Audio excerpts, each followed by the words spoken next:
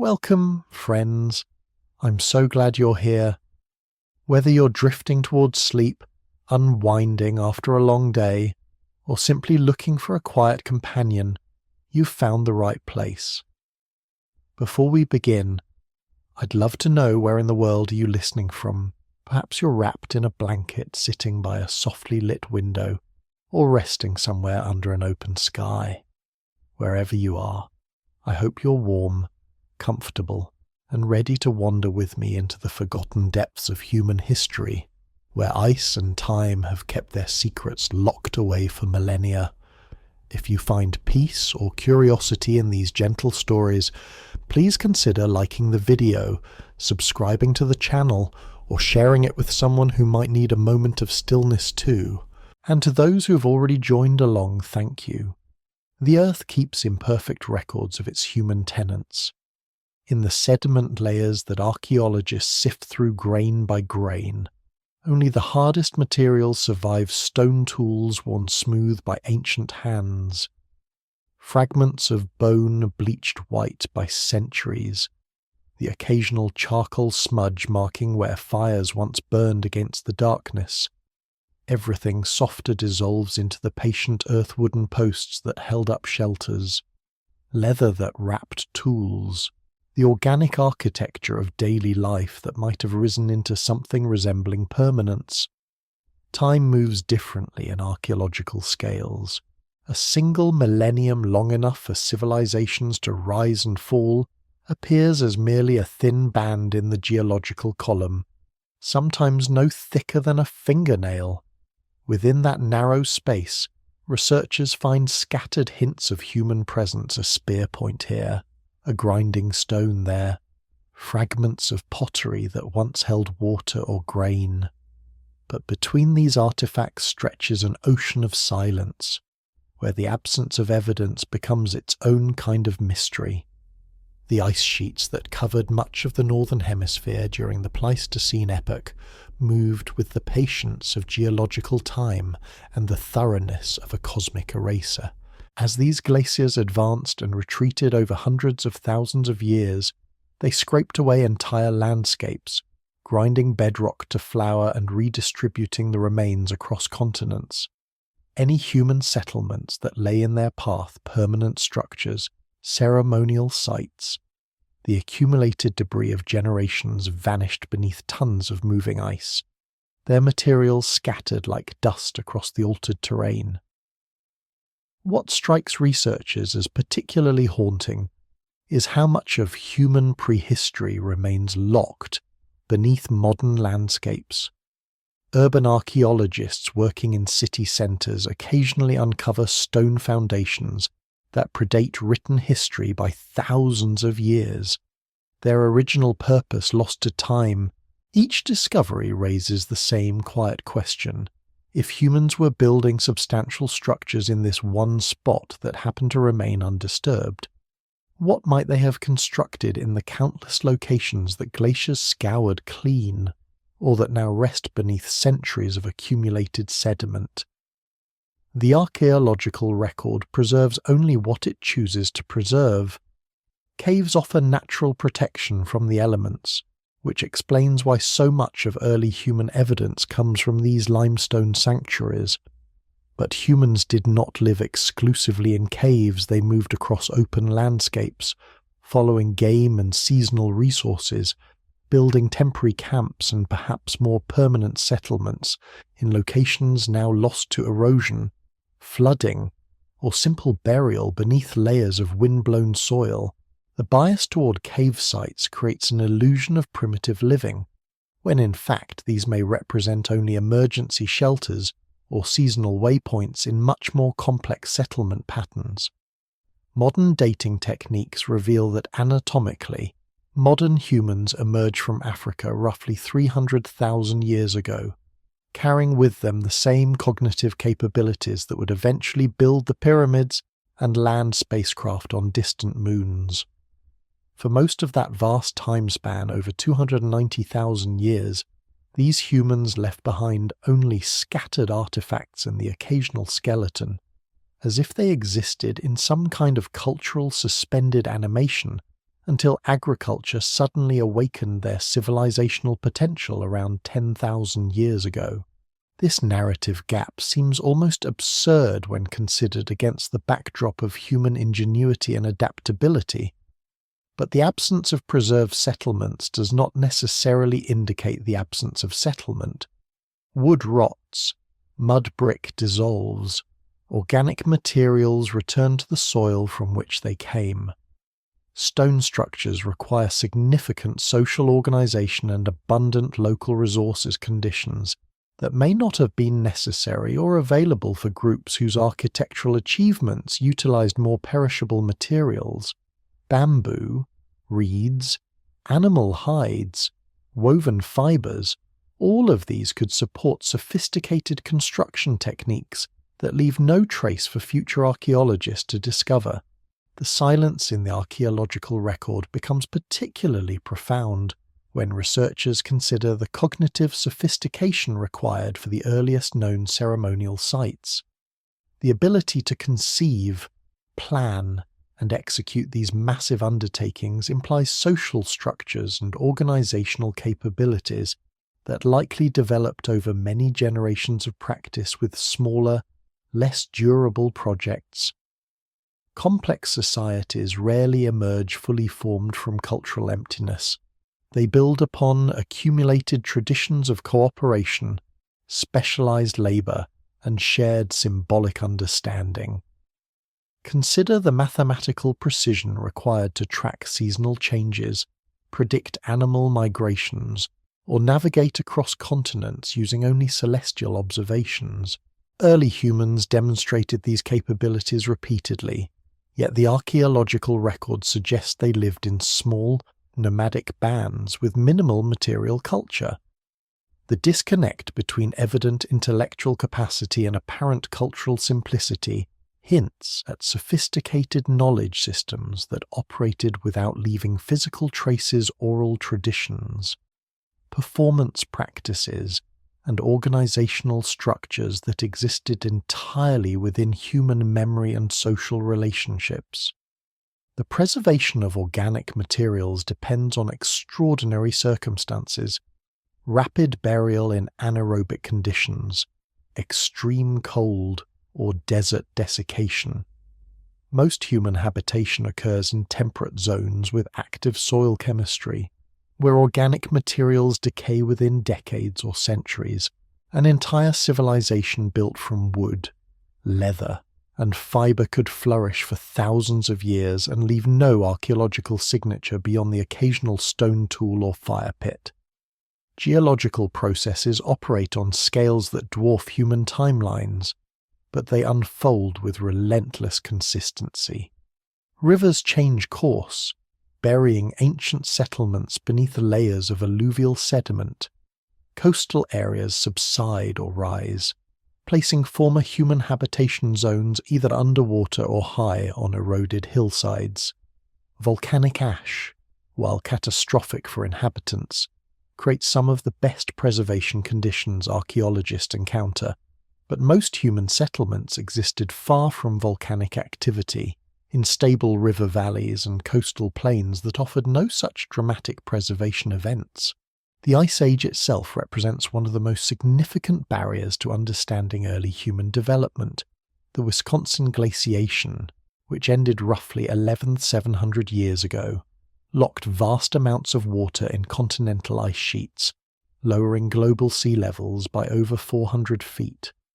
Coastal plains that may have supported dense human populations now rest beneath hundreds of feet of ocean water, their archaeological potential largely inaccessible to conventional excavation techniques. Modern climate science reveals that the transition between glacial and interglacial periods occurred with stunning rapidity, sometimes within single generations. Human populations adapted to specific environmental conditions could find their landscapes transformed within a few decades, forcing rapid cultural and technological adjustments that left little time for the gradual accumulation of archaeological deposits. The very instability that may have driven human innovation also erased most evidence of that innovative response. Each layer of sediment, Each millennium of erosion, each glacial advance creates a filter that removes certain types of evidence while preserving others.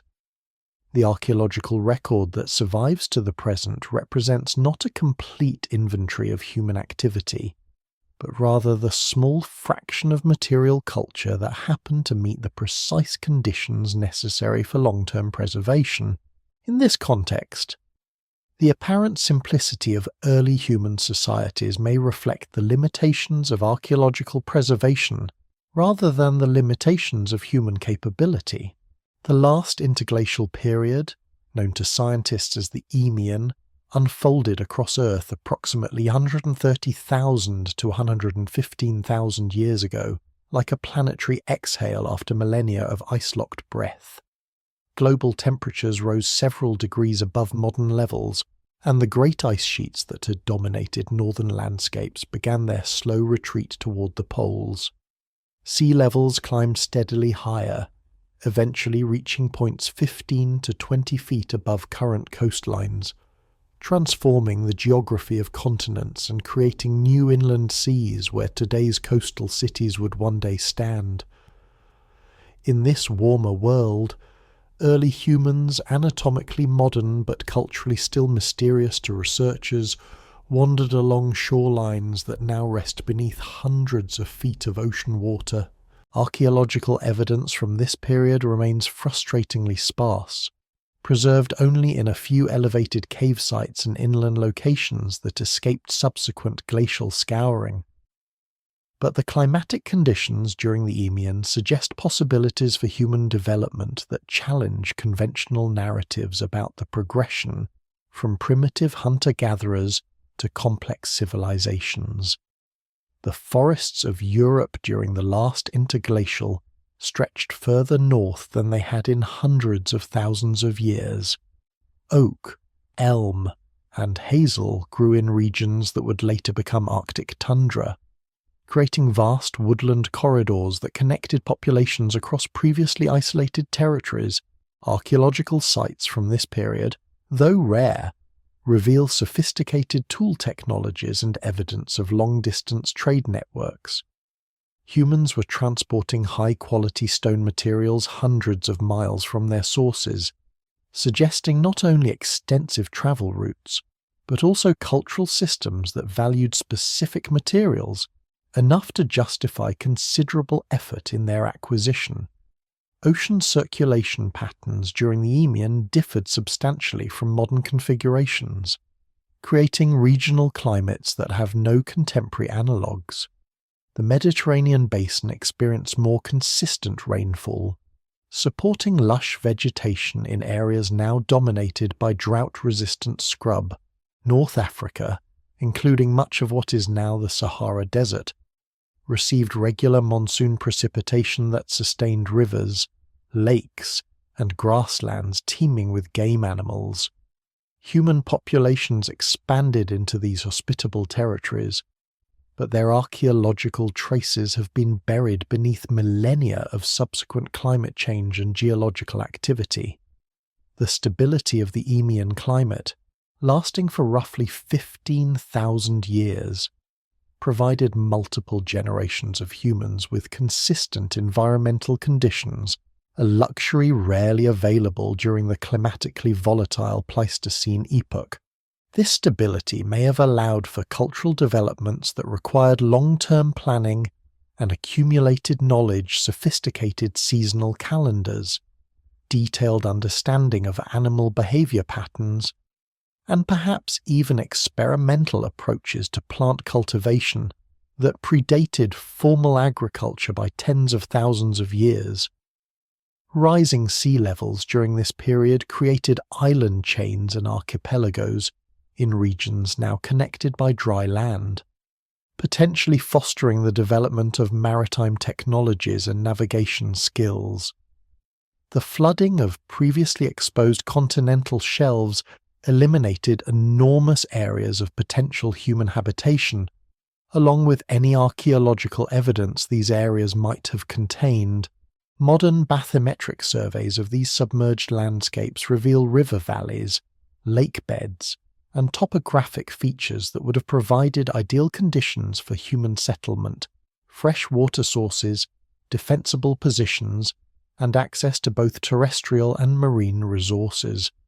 The warmth of the Eemian extended into the Arctic regions, melting permafrost and creating temporary tundra ecosystems that supported large mammal populations far north of their current ranges. Woolly mammoths, woolly rhinoceros, and other megafauna ranged across landscapes that are now permanently frozen, followed by human hunters whose sophisticated cold weather adaptations had been refined over previous glacial periods. Archaeological evidence suggests these northern populations maintained contact with southern groups, creating cultural exchange networks that spanned continents despite the apparent harshness of Ice Age travel conditions. The transition into the Eemian occurred relatively rapidly in geological terms, but slowly enough to allow human populations to track changing resource distributions and adapt their settlement patterns accordingly. Unlike the dramatic climate shifts that characterized earlier periods, the onset of the last interglacial provided opportunities for gradual cultural adjustment and experimentation with new subsistence strategies. This period of climate stability coincided with evidence of increasingly sophisticated symbolic behavior among human populations, including the creation of ornamental objects, cave paintings, and ritualized burial practices. But the Eemian's warmth also created conditions that would ultimately eliminate most evidence of human activity during this period. Higher temperatures accelerated the decomposition of organic materials. Faster plant growth buried archaeological sites beneath accumulated vegetation, and increased precipitation leached artifacts from their original context through soil chemistry changes. The very conditions that may have supported more complex human societies also ensured that evidence of those societies would be preferentially destroyed by natural processes. The end of the Eemian arrived with characteristic Pleistocene abruptness. Global cooling began around 115,000 years ago, and within a few thousand years, mere moments in geological time, ice sheets began their inexorable advance across northern continents once again. Sea levels dropped hundreds of feet, exposing vast continental shelves, but also eliminating the coastal ecosystems that had supported human populations for millennia. Forests retreated southward, grasslands gave way to tundra, and human groups found themselves forced to adapt once again to radically transformed landscapes. The archaeological silence surrounding human activity during the Eemian period reflects not necessarily an absence of cultural development, but rather the unfortunate intersection of favourable living conditions with unfavourable preservation conditions. Warm, stable climates that support complex human societies also accelerate the natural processes that destroy archaeological evidence. The coastal zones where humans likely concentrated during this high sea level period now rest beneath modern ocean waters, their secrets locked away from conventional archaeological investigation. Modern humans living through the Eemian possess the same cognitive capacities as those who would later build the first cities, develop writing systems, and create monumental architecture. The 15,000-year duration of stable, favourable climate conditions during this period provided ample time for cultural innovations that left no trace in the archaeological record. When researchers consider the rapid pace of human cultural change during historically documented periods, the possibility of significant but unpreserved developments during the last interglacial becomes not just plausible, but almost inevitable.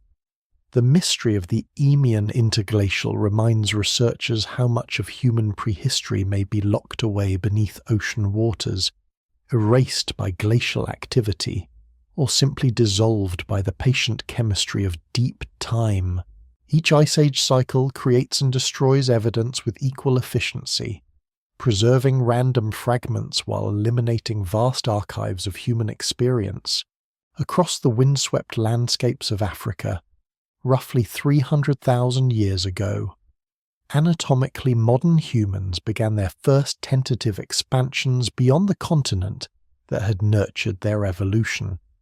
These early migrations carried with them not just new genetic lineages, but sophisticated tool-making traditions, symbolic thinking capabilities, and social organization systems that would prove remarkably adaptable to diverse environmental challenges. The archaeological evidence for these movements remains scattered and fragmentary, preserved in cave sites and rock shelters that offer only glimpses into what must have been far more extensive patterns of human mobility and settlement.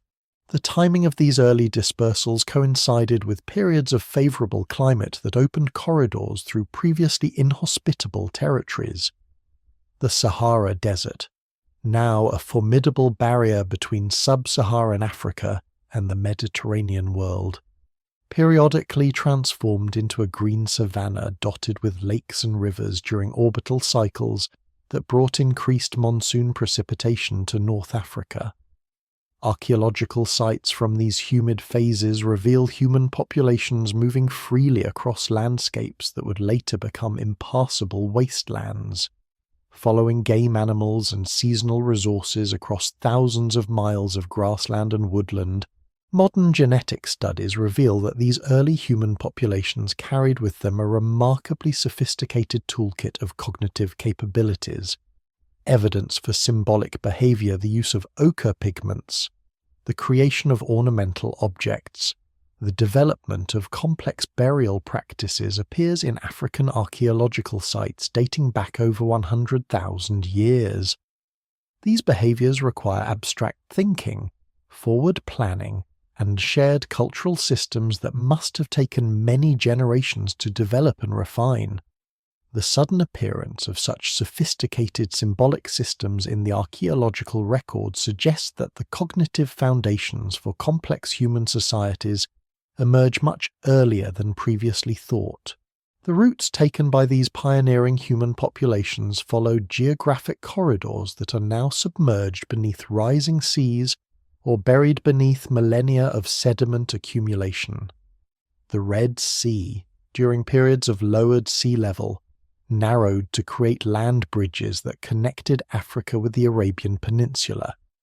Archaeological evidence from both sides of this ancient crossing reveals similar tool technologies and cultural practices, suggesting repeated contact between populations even after the initial migration events.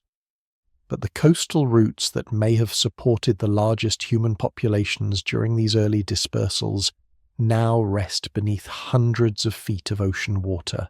The sophistication of early human material culture becomes apparent in sites that have experienced exceptional preservation conditions.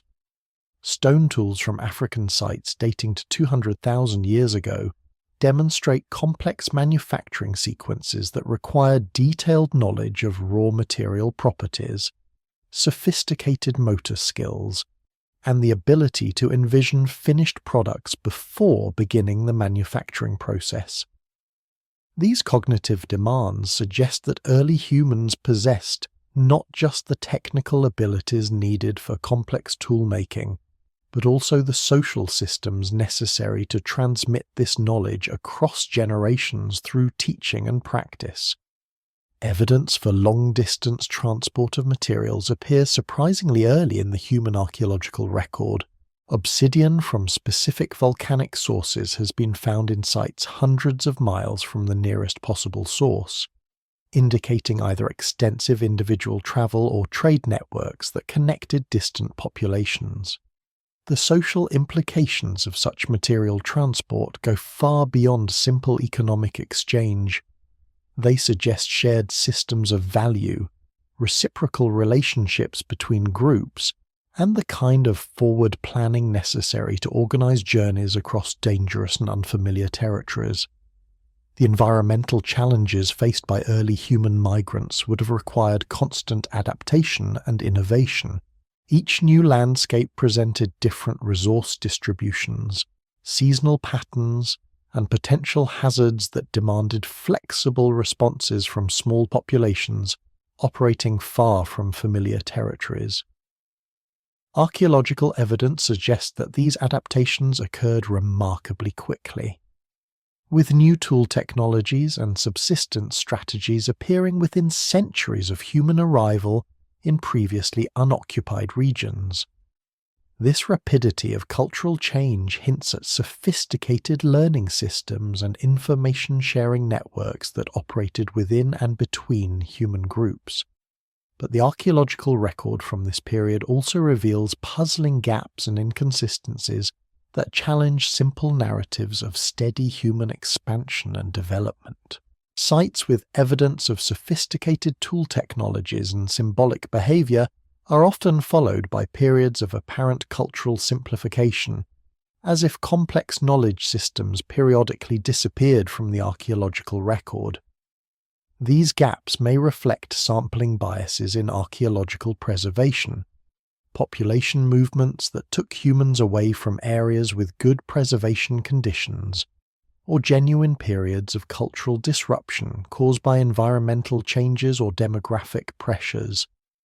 The coastal migration hypothesis suggests that early human populations spread rapidly along shorelines, taking advantage of marine resources and following relatively predictable environmental conditions as they moved into new territories. Coastal environments offer diverse food sources, fresh water from rivers entering the sea, and natural highways for long-distance travel.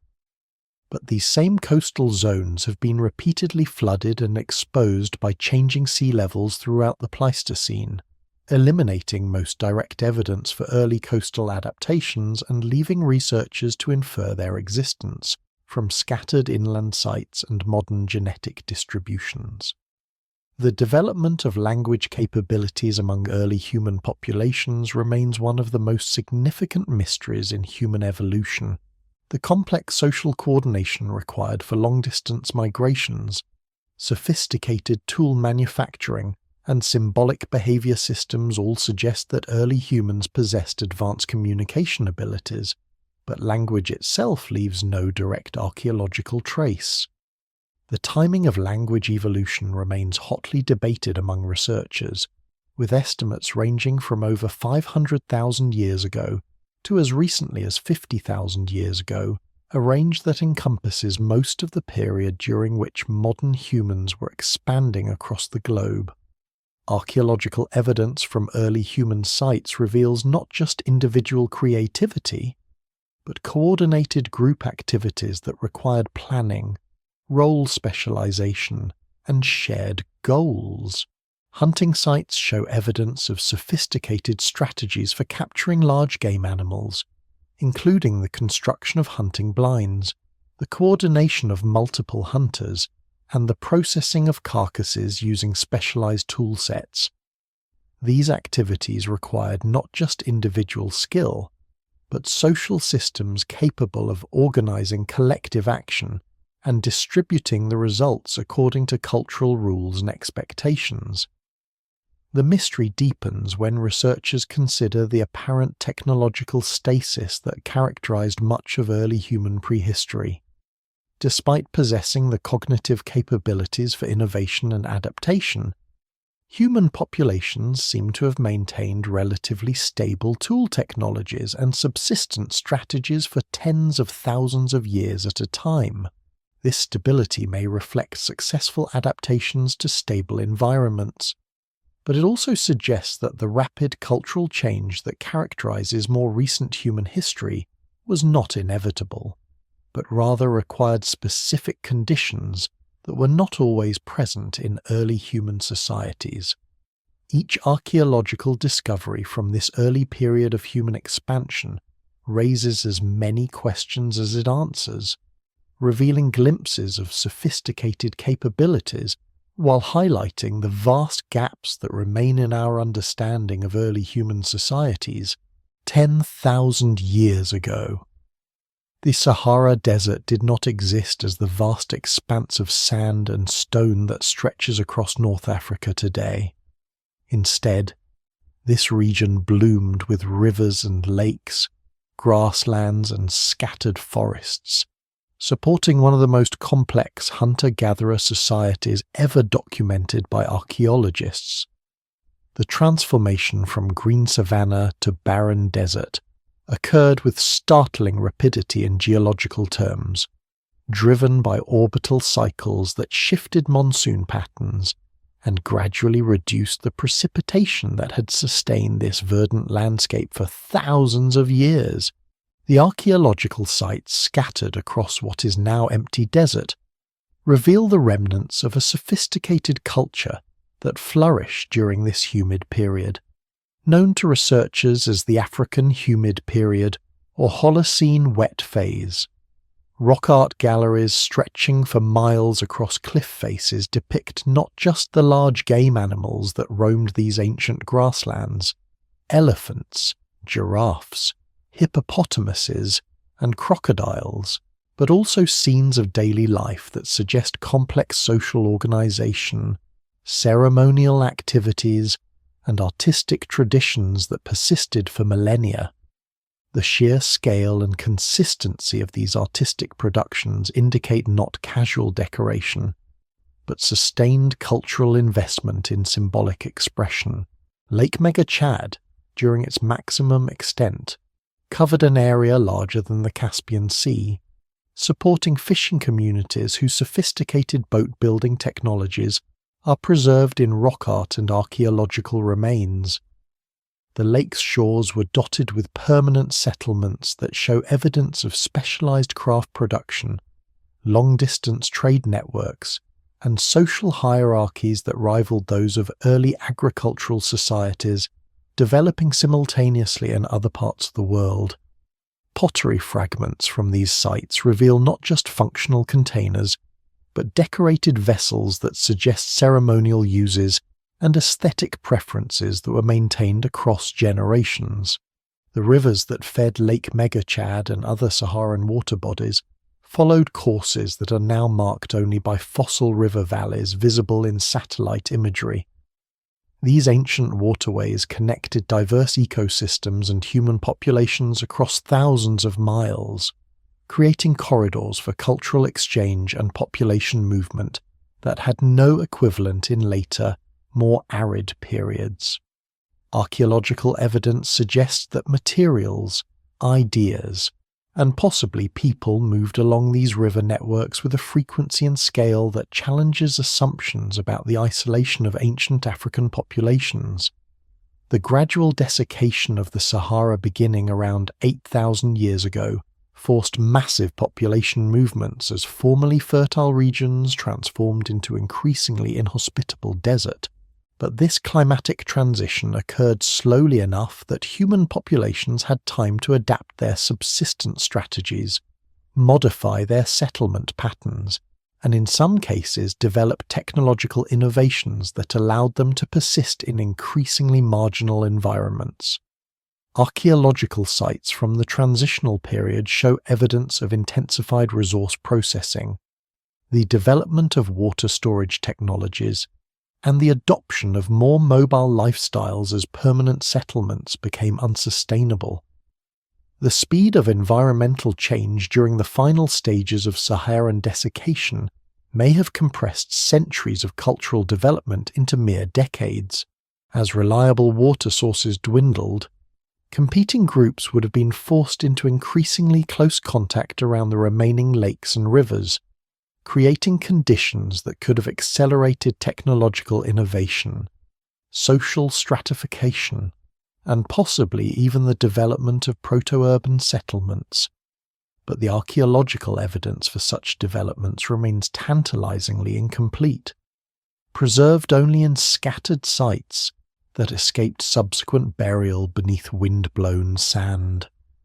Modern climate models suggest that the transition from green Sahara to desert involved not just gradual drying, but also periods of rapid environmental collapse that could have eliminated human populations from large areas within single generations.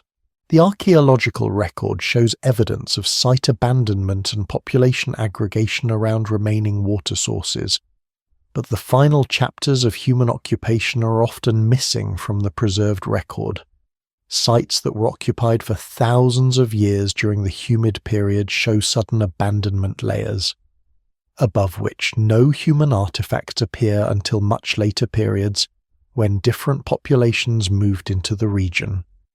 The rock art of the Sahara provides one of the most complete records of environmental change and human adaptation available anywhere in the world, but it also reveals puzzling discontinuities that suggest more complex cultural developments than simple environmental determinism would predict. Artistic styles and subject matter change dramatically over time, with some periods showing sophisticated astronomical observations, complex narrative scenes, and symbolic systems that hint at religious or ceremonial practices of considerable complexity. These cultural elaborations seem to coincide with periods of environmental stress, suggesting that social and symbolic complexity may actually increase under certain kinds of pressure. The pastoral societies that emerged in the Sahara during the middle phases of the humid period developed animal husbandry techniques and herd management strategies that were perfectly adapted to the semi-arid conditions that preceded full desertification. Archaeological evidence suggests these pastoralists maintained extensive trade networks, seasonal migration routes, and social institutions that allowed them to thrive in environments that would have been challenging for purely hunting and gathering societies. The complexity of their social organization rivals that of contemporary agricultural societies in other parts of the world. But the final transformation of the Sahara into a true desert eliminated not just the physical evidence of these societies, but also the environmental conditions that had made their development possible. The sand dunes that now cover much of the region have buried archaeological sites beneath hundreds of feet of sediment, preserving them in some cases but making them largely inaccessible to conventional excavation. Occasional exposures during rare storms or shifting dune patterns reveal glimpses of buried settlements, but systematic investigation remains nearly impossible across vast areas of the modern desert. The oral traditions of modern Saharan populations preserve memories of green landscapes and abundant water that correspond remarkably well with archaeological and climatic evidence for the humid period. These traditions, passed down through dozens of generations, describe not just environmental conditions but also social practices and cultural achievements that may have been far more sophisticated than the fragmentary archaeological record suggests. The persistence of such detailed oral records across thousands of years of environmental and cultural change hints at the depth and complexity of the societies that once flourished in this now barren landscape. The mystery of Saharan societies during the humid period illustrates how rapidly environmental change can transform human possibilities, and how completely the evidence for complex cultures can disappear when the conditions that preserve them no longer exist. The Green Sahara supported human societies for thousands of years, potentially long enough for the development of urban centers, monumental architecture, and social institutions that left no trace for modern researchers to discover. The continental shelves that now rest beneath hundreds of feet of ocean water once formed the most hospitable and densely populated landscapes on Earth. During the last glacial maximum, roughly 20,000 years ago, global sea levels stood nearly 400 feet lower than today, exposing vast plains that stretched for hundreds of miles beyond modern coastlines. These submerged landscapes, now accessible only to marine archaeologists using sophisticated underwater survey equipment, may contain the archaeological evidence for humanity's first experiments with permanent settlement and complex social organization. The Bering Land Bridge that connected Asia and North America represents only the most famous of these drowned territories. Similar land connections existed between Britain and continental Europe, between Southeast Asian islands and along coastlines throughout the world where continental shelves extended far beyond their current boundaries. Archaeological surveys of these submerged landscapes reveal not barren seafloors, but complex topographies marked by ancient river valleys, lake beds, and coastal plains that would have provided ideal conditions for human habitation. Underwater archaeological investigations in the Mediterranean Sea have located submerged settlements dating back thousands of years. Their stone foundations and pottery fragments preserved beneath protective layers of marine sediment. These discoveries represent only the most recent period of human coastal occupation, from times when sea levels were only slightly lower than today. The much more extensive coastal plains that existed during periods of maximum glaciation remain largely unexplored, their archaeological potential locked beneath depths that challenge even modern diving and remote sensing technologies. The speed of post-glacial sea level rise varied considerably across different regions and time periods, but in some cases occurred rapidly enough to preserve archaeological sites in place, rather than destroying them through gradual erosion. Rapid flooding events could have buried entire settlements beneath protective layers of marine sediment, creating underwater time capsules that preserve organic materials and structural details that would have decayed quickly under normal archaeological conditions. But these same rapid flooding events would have given human populations little time to salvage portable artifacts or adapt their settlement patterns to changing conditions. Modern bathymetric mapping reveals the extraordinary diversity of landscapes that existed on exposed continental shelves during periods of lowered sea level. River systems that now terminate at modern coastlines once extended for hundreds of miles across what are now shallow seas, creating extensive freshwater wetlands and estuarine environments where rivers met the retreating ocean. These transitional ecosystems would have supported exceptionally diverse and abundant biological resources, creating optimal conditions for human population growth and cultural development. The archaeological evidence for sophisticated coastal adaptations among prehistoric human populations appears surprisingly early in the record, with sites in South Africa and other coastal regions showing evidence for systematic marine resource exploitation, sophisticated fishing technologies, and symbolic behaviours associated with marine environments dating back over 100,000 years. These early coastal adaptations suggest that human populations were already well established in seaside environments when global ice sheets began their final retreat, positioning them to take advantage of the rich resources available on exposed continental shelves. But the very success of coastal settlements during periods of lowered sea level may have made them particularly vulnerable to the rapid environmental changes that accompanied deglaciation. Communities that had developed complex resource management systems adapted to specific coastal environments would have faced catastrophic disruption as rising seas eliminated familiar landscapes and forced rapid relocation to unfamiliar territories. The social and cultural disruptions caused by such forced migrations could have eliminated centuries of accumulated knowledge and cultural development. The distribution of modern human genetic diversity provides indirect evidence for ancient population concentrations in areas that are now submerged beneath rising seas. Genetic studies suggest that some of the most significant episodes of human population expansion and cultural innovation occurred during periods when sea levels were substantially lower than today, implying that the archaeological evidence for these developments now rests beneath modern ocean waters rather than on accessible terrestrial sites. Coastal environments during periods of lowered sea level would have offered unique advantages for the development of complex societies.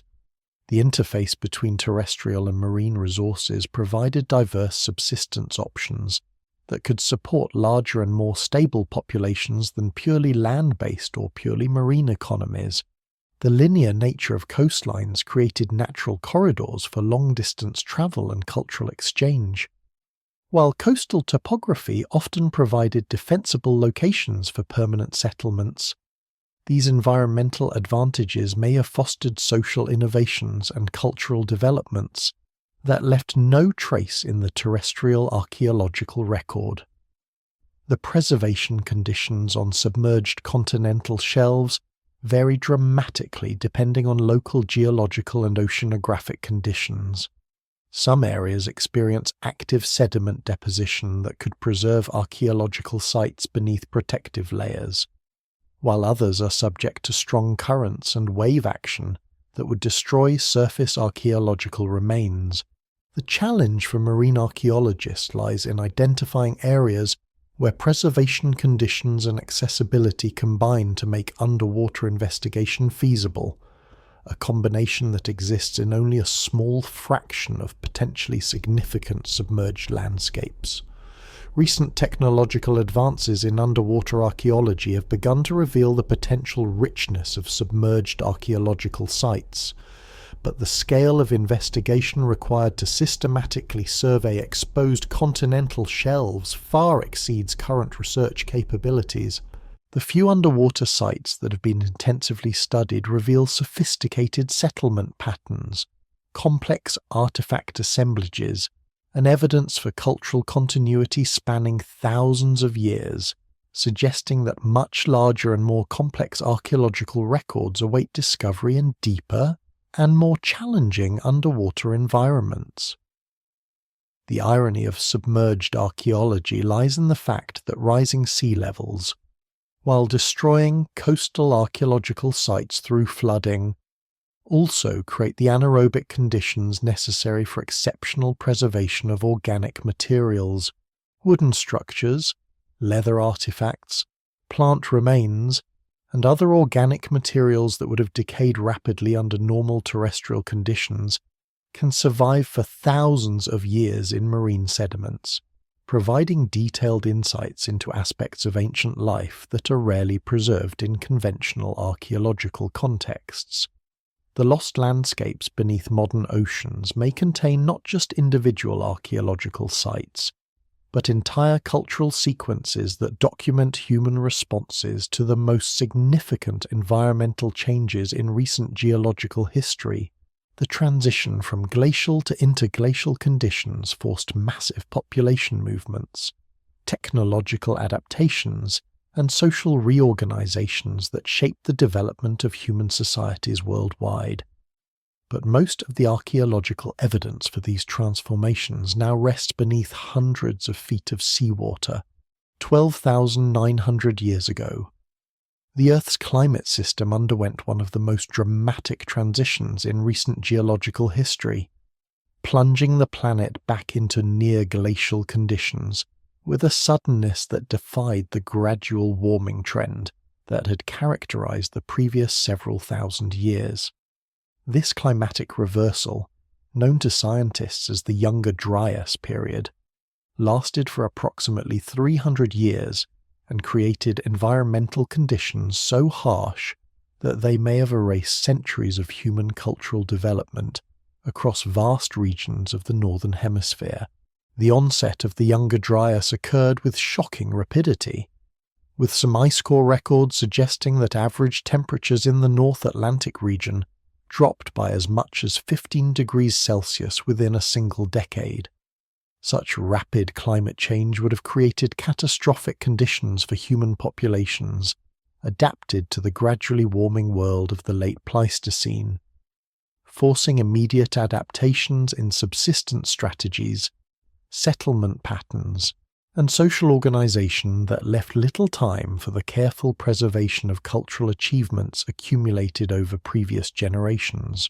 Archaeological evidence from sites spanning this period reveals patterns of abandonment and cultural disruption that suggest more than simple population movement in response to changing environmental conditions.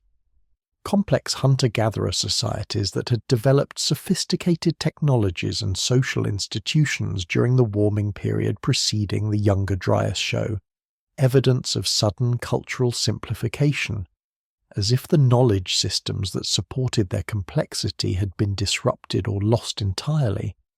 Tool technologies became less standardized. Settlement patterns shifted towards smaller and more mobile groups, and evidence for long-distance trade and cultural exchange largely disappears from the archaeological record. The environmental changes that characterized the Younger Dryas extended far beyond simple cooling. Altered precipitation patterns transformed regional ecosystems across entire continents, turning previously fertile grasslands into tundra and forcing the retreat of forests that had provided crucial resources for human populations. The speed of these ecosystem changes meant that human groups could not gradually adapt their resource management strategies, but instead faced immediate crises that demanded rapid and often desperate responses.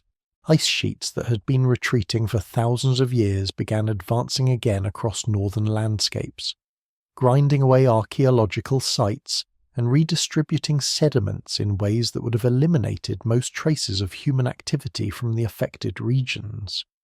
The archaeological record from areas that lay beneath advancing ice contains almost no evidence of human occupation during the Younger Dryas. Not necessarily because these regions were uninhabitable, but because the ice destroyed any evidence of human presence that may have existed. The causes of the Younger Dryas remain a subject of scientific debate, with proposed mechanisms including massive freshwater inputs to the North Atlantic from melting glacial lakes, volcanic activity, and even extraterrestrial impacts. Regardless of the ultimate cause, the rapidity and severity of the climatic changes suggest that human populations worldwide faced environmental challenges of unprecedented scope and intensity, challenges that may have overwhelmed the cultural systems that had sustained them through previous periods of gradual environmental change.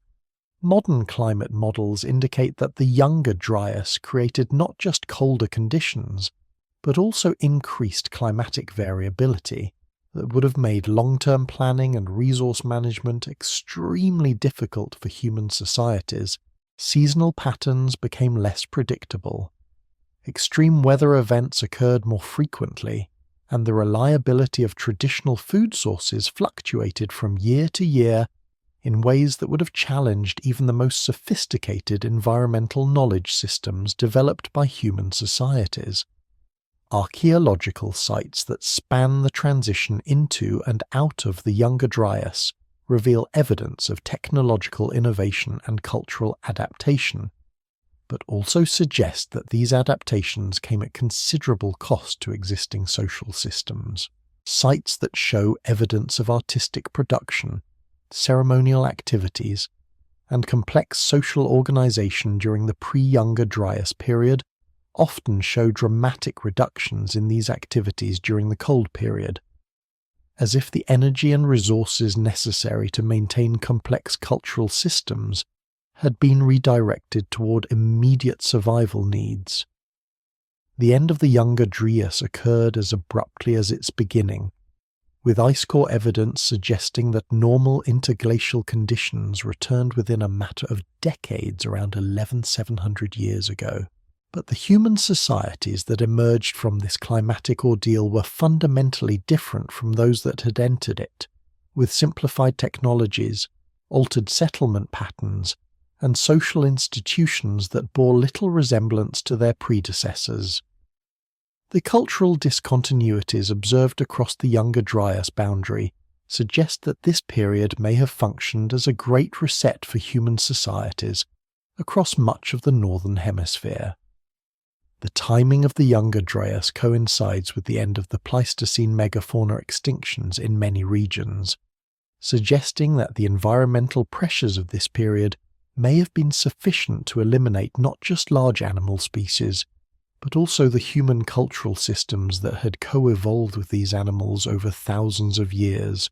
The loss of megafauna would have forced human populations to develop entirely new subsistence strategies, technological approaches, and social organization systems adapted to post-megafaunal ecosystems. Genetic evidence suggests that human population sizes were severely reduced during the Younger Dryas, with some estimates indicating that global human populations may have been compressed into refugia, where favourable microclimates or resource concentrations allowed survival during the worst phases of climatic deterioration.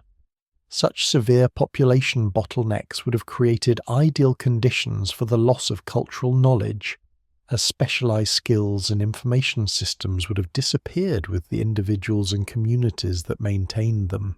The mystery of human cultural development during the Younger Dryas illustrates how rapidly environmental change can disrupt the accumulation of knowledge and social complexity that occurs during periods of climatic stability.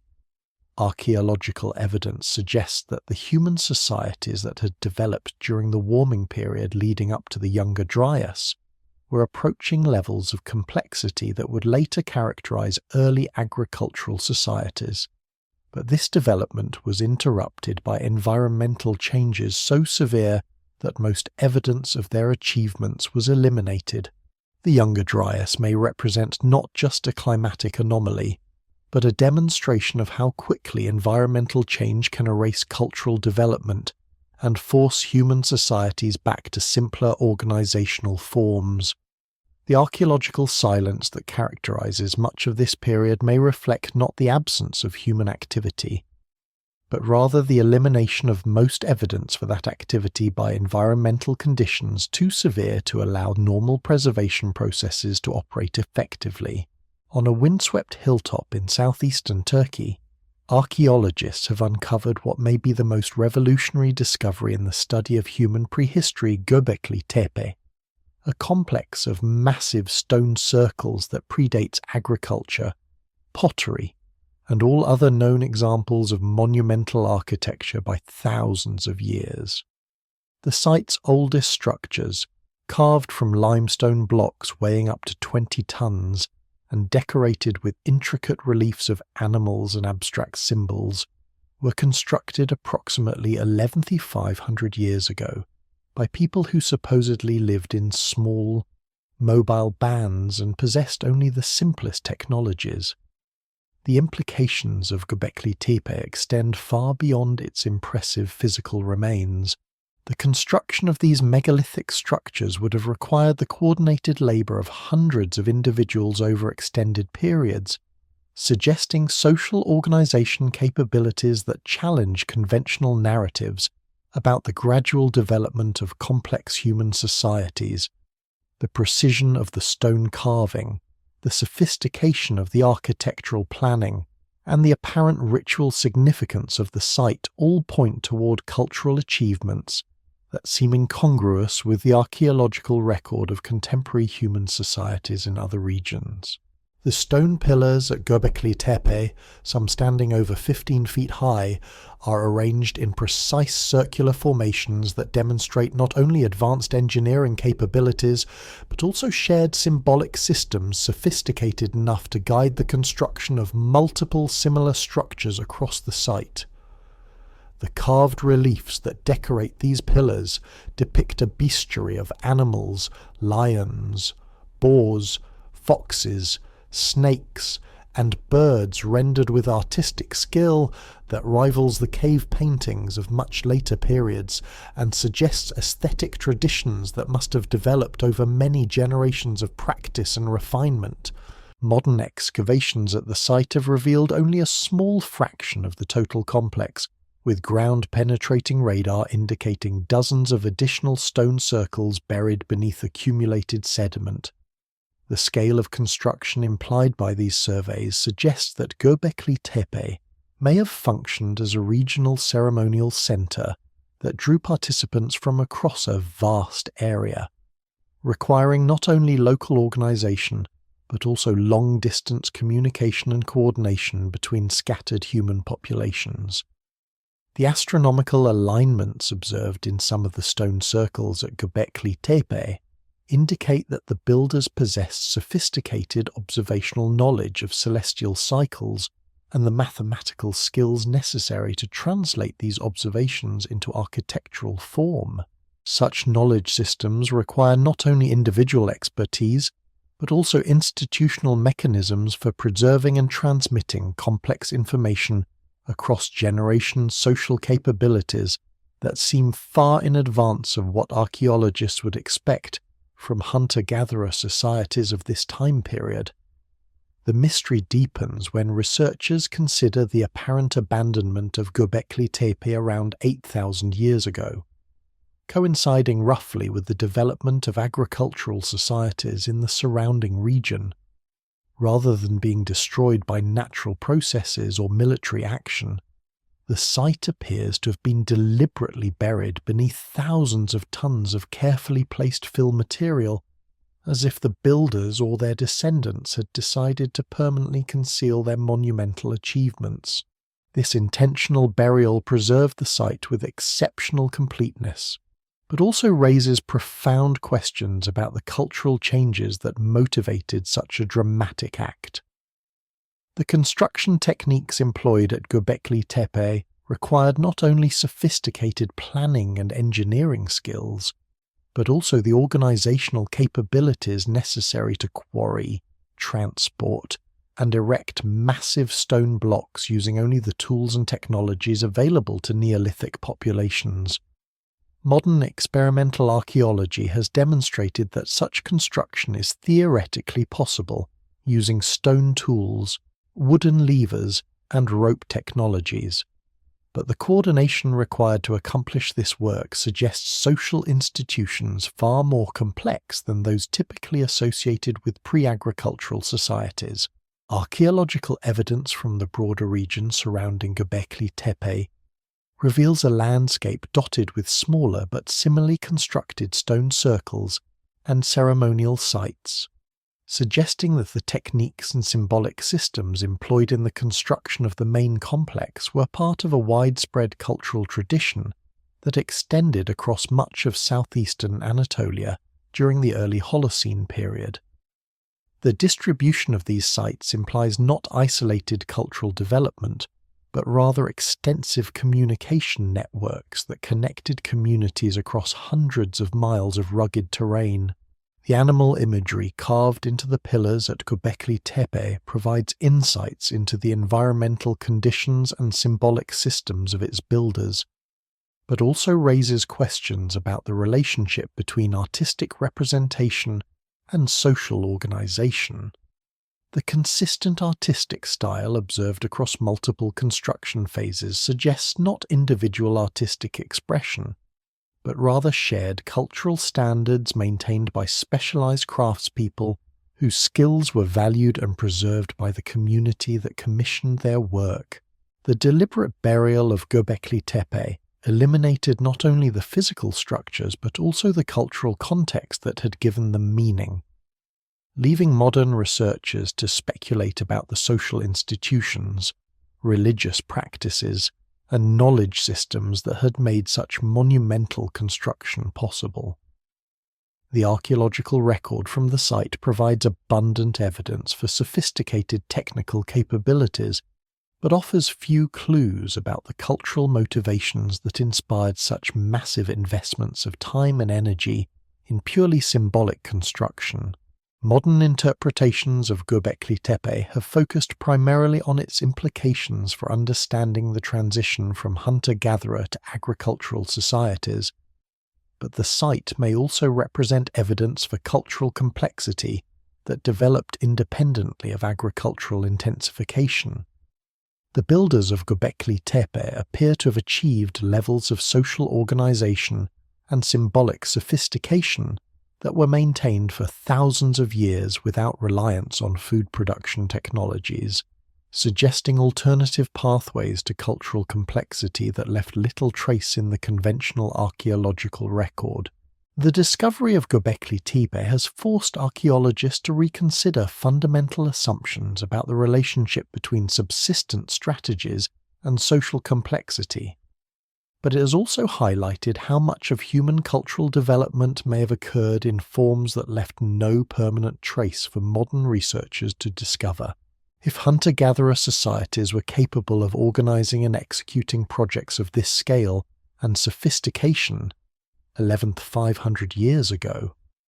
What other achievements might they have accomplished using materials and techniques that decomposed or were dismantled long before archaeologists arrived to document their existence? The stone circles of Göbekli Tepe stand as silent testimony to human capabilities that preceded the development of the technologies and social institutions that archaeologists typically associate with complex societies. But they also represent only the most durable remnants of cultural systems that may have been far more elaborate and sophisticated than their surviving stone monuments can possibly convey. The absence of evidence in archaeology creates a peculiar kind of silence, one that speaks as loudly as any artifact but in a language that researchers struggle to interpret. For every stone tool that survives in the archaeological record, thousands of wooden implements have rotted away. For every preserved bone fragment, entire libraries of organic knowledge have dissolved back into the soil from which they came. This systematic elimination of evidence creates a distorted picture of human prehistory, one in which early society appear far simpler and less sophisticated than they may actually have been. Organic materials, wood, leather, fibre, bone form the foundation of most human technologies throughout prehistory, but these same materials decompose rapidly under normal environmental conditions. A wooden structure that might have housed dozens of people and stood for centuries leaves no trace after a few decades of exposure to soil chemistry, while a single stone foundation block from the same structure may survive for thousands of years. The archaeological record thus preserves the most durable remnants of human activity while systematically eliminating evidence for the technologies and cultural practices that dominated daily life. The chemistry of preservation operates according to principles that bear no relationship to the cultural significance of archaeological materials. Precious organic artifacts that represented centuries of accumulated knowledge and artistic achievement disappear completely, while broken pottery sherds and discarded stone flakes survive indefinitely. This preservation bias creates the illusion that early human societies were obsessed with stone tools and ceramic containers, when in reality these materials may have represented only minor components of much more diverse and sophisticated material cultures. Archaeological sites that experience exceptional preservation conditions, waterlogged environments, extremely dry climates, or rapid burial under protective sediments occasionally provide glimpses of the organic technologies that normally disappear from the record. These rare windows into complete material assemblages reveal the stunning complexity of technologies based on perishable materials, elaborate textile production systems, sophisticated wooden tools and containers, complex architectural features constructed entirely from organic materials, and artistic traditions that used media that leave no trace under normal preservation conditions. The temporal dimension of archaeological preservation creates additional distortions in how researchers interpret human cultural development. Sites that were occupied for centuries may be represented in the archaeological record by only a few years' worth of accidentally lost or deliberately discarded artifacts. While brief episodes of intensive activity can create dense archaeological deposits that make temporary occupations appear more significant than long-term settlements.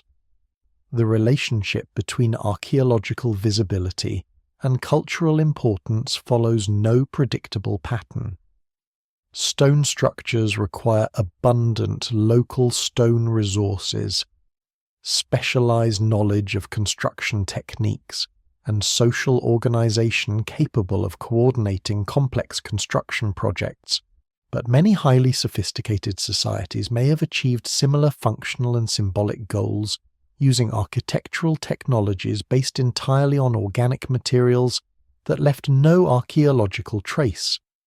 Elaborate wooden temples, fiber-based ceremonial structures, and living architectural features created by managing forest growth could have served the same cultural functions as stone monuments, while leaving no evidence for modern researchers to discover. The geographic distribution of preserved archaeological sites reflects environmental conditions rather than patterns of human cultural development.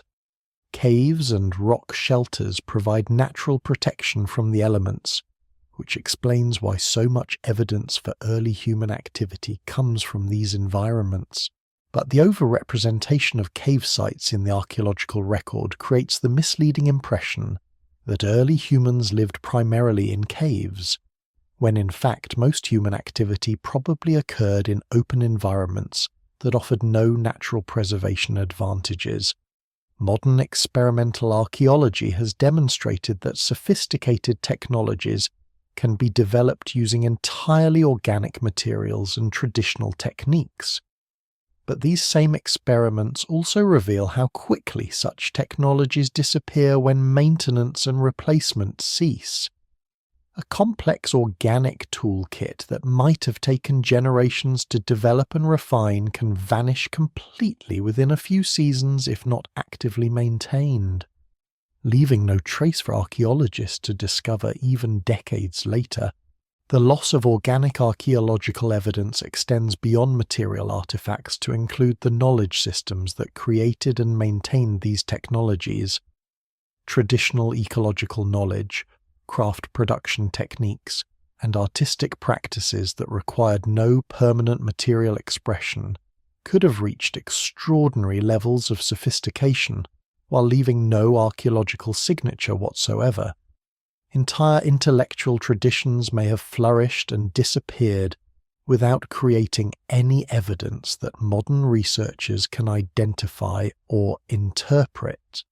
Settlement patterns based on temporary structures and mobile lifestyles can achieve remarkable complexity without creating the kinds of archaeological deposits that preserve well over long time periods. Sophisticated societies that moved seasonally between different resource zones, managed landscapes through controlled burning and selective harvesting, and maintained complex social institutions through oral traditions and ceremonial practices may have left virtually no trace in the conventional archaeological record.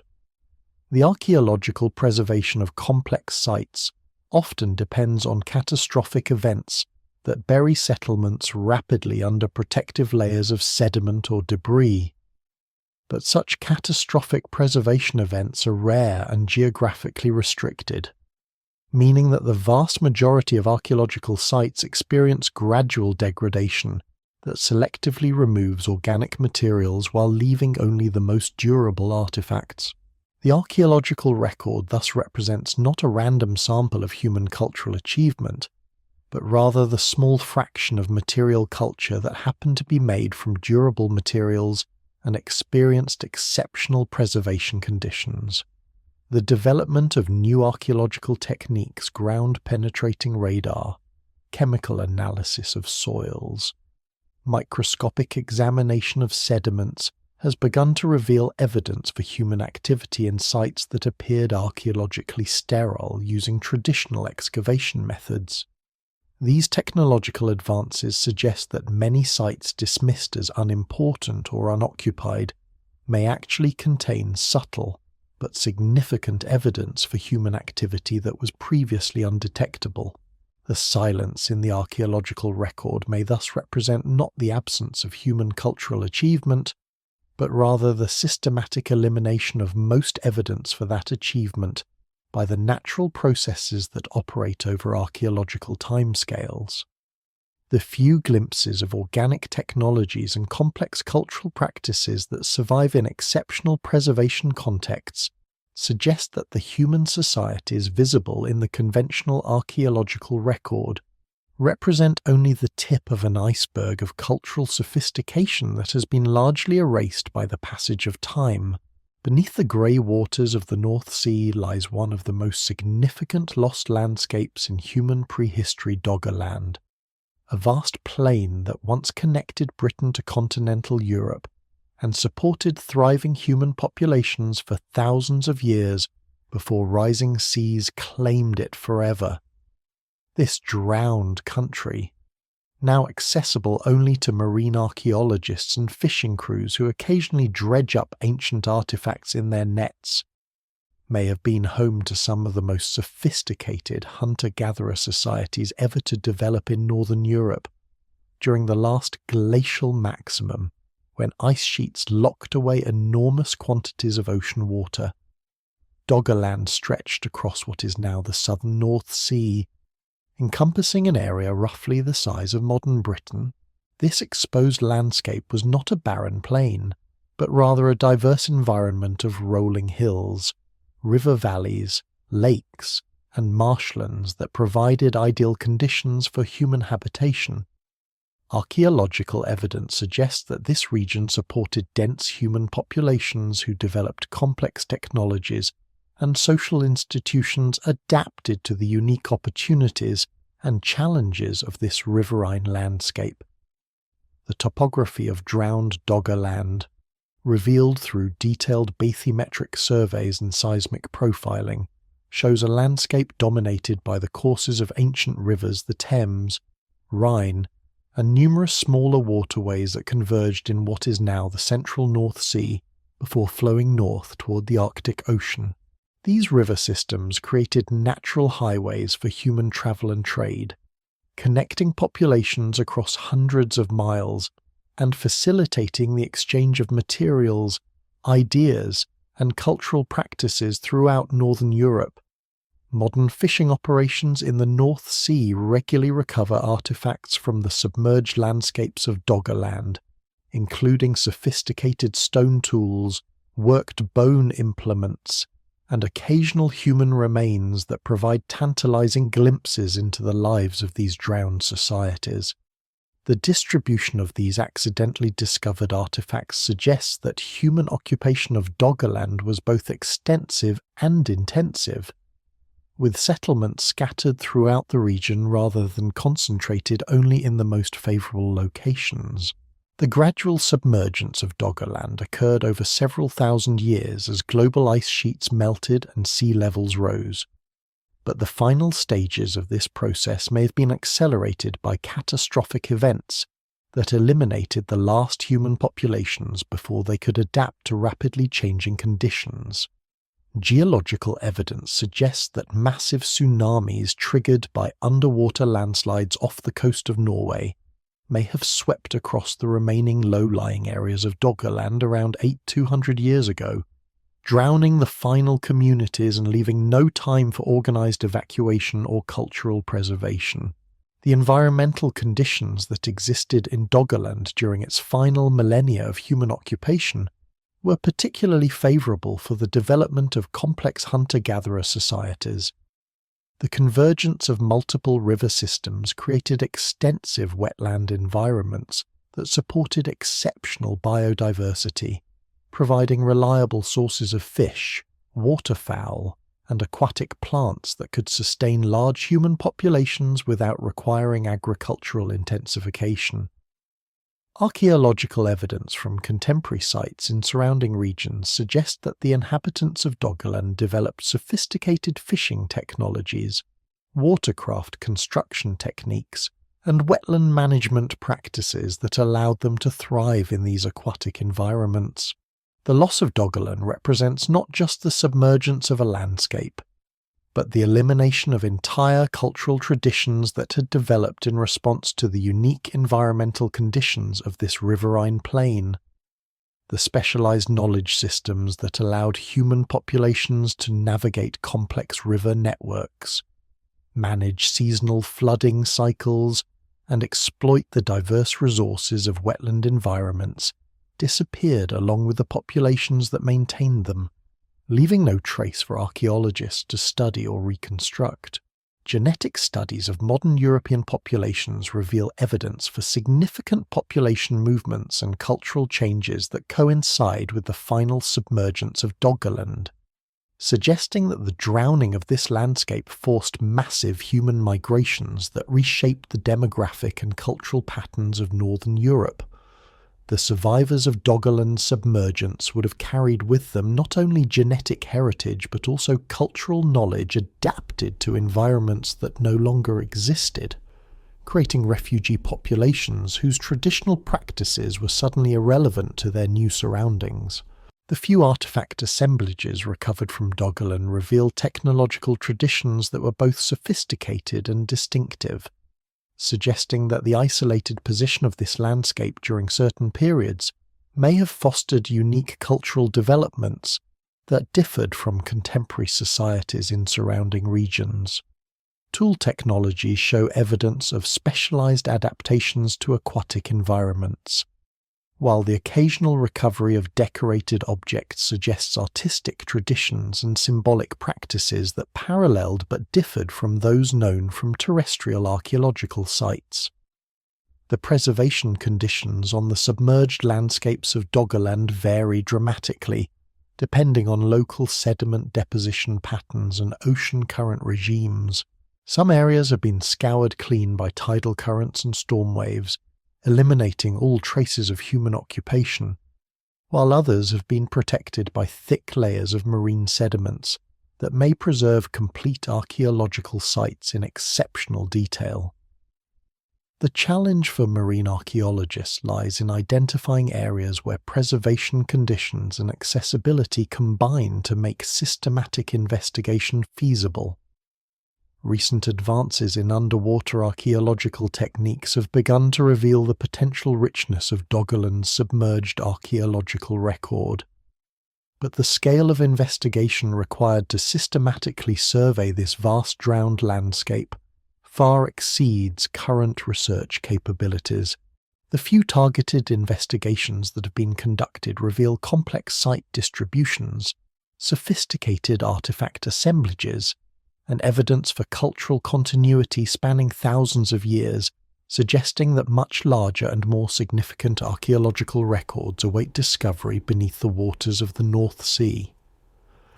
The story of Doggerland illustrates how rising sea levels can eliminate entire chapters of human cultural history, taking with them not only the physical evidence of past societies but also the environmental context that made those societies possible.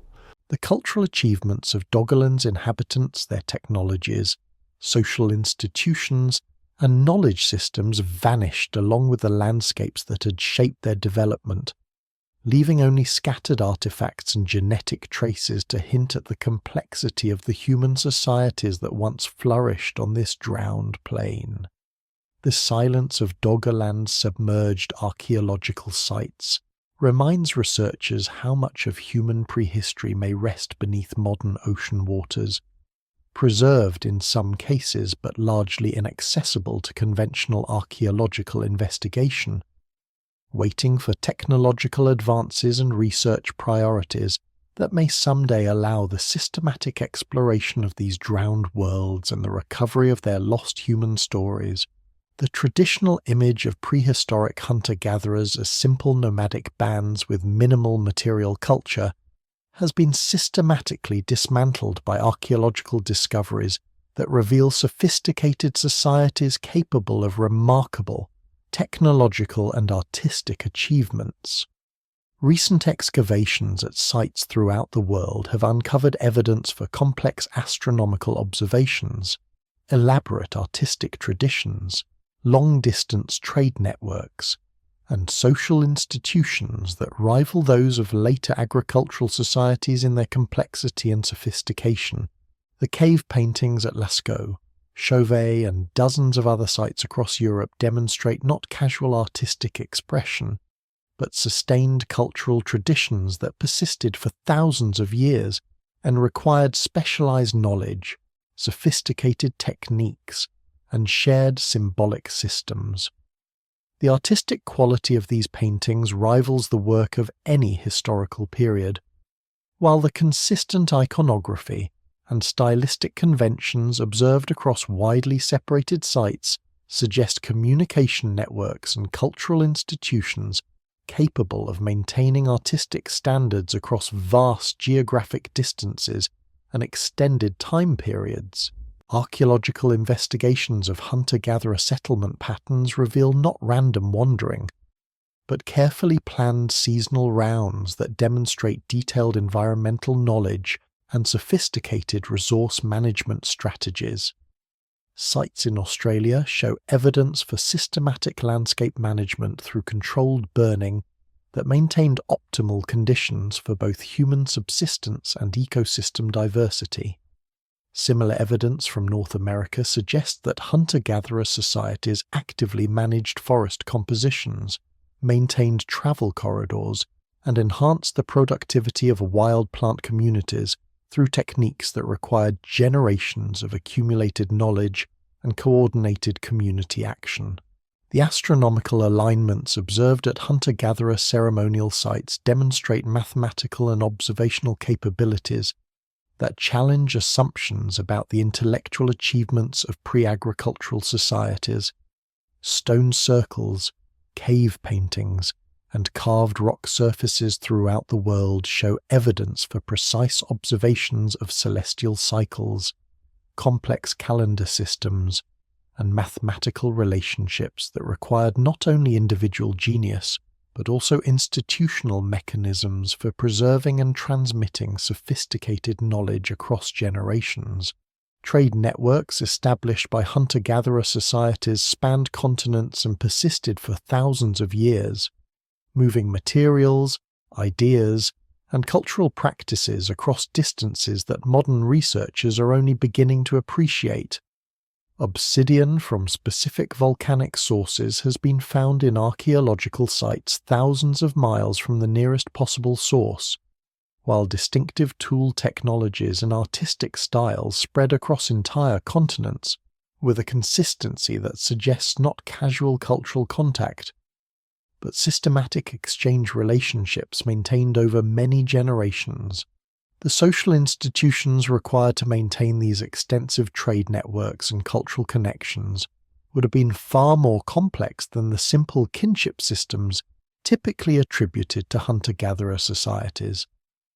Archaeological evidence suggests hierarchical social organization, specialized roles, and institutional mechanisms for coordinating activities across large geographic areas and multiple communities. These social capabilities appear in the archaeological record thousands of years before the development of agriculture, challenging linear models of social evolution that associate complexity exclusively with food production. The technological achievements of hunter-gatherer societies extended far beyond the stone tools that dominate museum displays and archaeological discussions. Sophisticated composite tools combined multiple materials and manufacturing techniques to create implements that were both functionally superior to simple stone tools and aesthetically elaborate.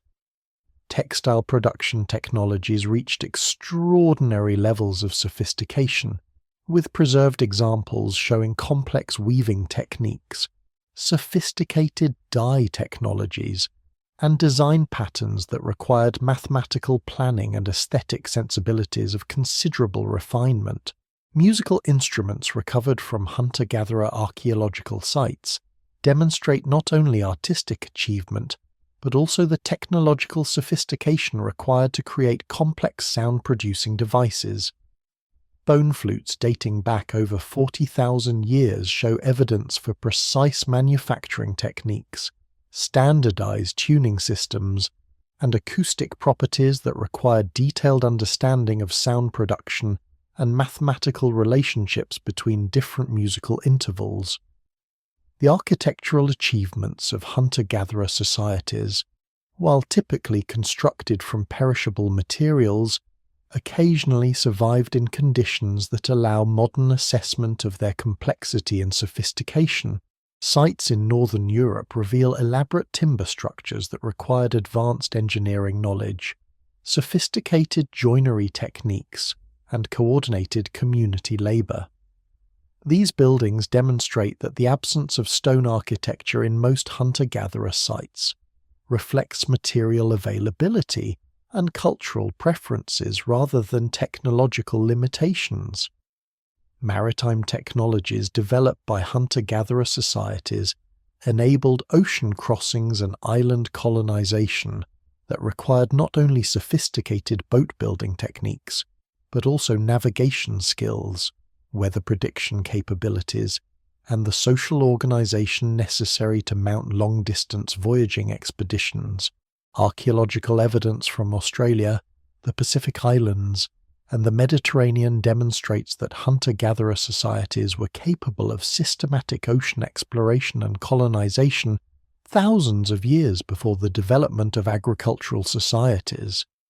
The symbolic systems employed by hunter-gatherer societies demonstrate cognitive sophistication that equals or exceeds that of later agricultural peoples. Cave art, carved objects, and burial practices reveal complex belief systems, sophisticated mathematical concepts, and abstract thinking capabilities that challenge any suggestion that cognitive evolution paralleled technological development. These symbolic achievements appear fully developed in the earliest archaeological contexts, suggesting that the cognitive foundations for complex human societies were established long before the material conditions typically associated with civilizational development. Archaeological evidence for conflict and warfare among hunter-gatherer societies reveals not primitive violence, but sophisticated military technologies, defensive strategies, and social institutions for organizing and conducting systematic warfare, fortified sites, specialized weapons, and evidence for coordinated military campaigns suggest that hunter-gatherer societies developed complex political institutions and military capabilities that enabled them to compete effectively for resources and territory across large geographic areas. The mystery of hunter-gatherer sophistication lies not in explaining how these societies achieved such remarkable cultural developments, but rather in understanding why so many of their achievements left so little trace in the archaeological record. The gap between evident capability and preserved evidence suggests that hunter-gatherer societies may have reached levels of cultural complexity that were expressed primarily through perishable media, oral traditions, and social institutions that operated without creating the kinds of durable material signatures that archaeologists can easily identify and interpret. The accumulated evidence for hunter-gatherer sophistication forces a fundamental reconsideration of human cultural development, suggesting that the cognitive and social capabilities necessary for complex civilization were present in human populations for tens of thousands of years before they were expressed in the durable material forms that characterize the archaeological record of later agricultural societies. The ice sheets that dominated northern landscapes during the Pleistocene epoch moved across continents with the inexorable patience of geological time, but their impact on human cultural development was swift and absolute. These massive glaciers, some over a mile thick, advanced and retreated in cycles lasting tens of thousands of years, grinding away entire landscapes and redistributing their contents across vast areas with a thoroughness that eliminated most traces of human occupation from the affected regions. The mechanics of glacial erosion operate according to physical principles that show no regard for the cultural significance of what they destroy. As ice sheets advance, they scrape away soil, vegetation, and surface features, incorporating this material into their frozen mass and transporting it hundreds of miles from its original location. Stone structures that might have stood for centuries are reduced to scattered blocks, while organic materials are pulverized beyond recognition and mixed into the glacial sediment that will eventually be deposited in moraines and outwash plains far from their origins. Archaeological sites that lay in the path of advancing ice sheets experience complete obliteration, with their contents redistributed across altered landscapes in ways that make reconstruction impossible. The organized spatial relationships that allow archaeologists to interpret site function understand cultural practices, and reconstruct daily life are destroyed when glacial action mixes artifacts from different time periods and cultural contexts into homogeneous deposits of glacial till. The weight of continental ice sheets compressed underlying landscapes, altering drainage patterns and creating conditions that would prevent normal archaeological preservation even in areas where some cultural material survived the initial glacial advance. The isostatic depression caused by ice sheet loading changed regional topography in ways that redirected rivers, created new lakes, and eliminated the stable environmental conditions necessary for long-term human occupation and archaeological site formation. Modern studies of recently deglaciated landscapes provide insights into the thoroughness of glacial landscape modification, revealing how completely ice sheets can transform regional geography and eliminate pre-existing surface features. Landscapes that were inhabited for thousands of years before glacial advance show no trace of human occupation after ice sheet retreat. Not because these areas became uninhabitable, but because the ice removed all evidence that humans had ever lived there.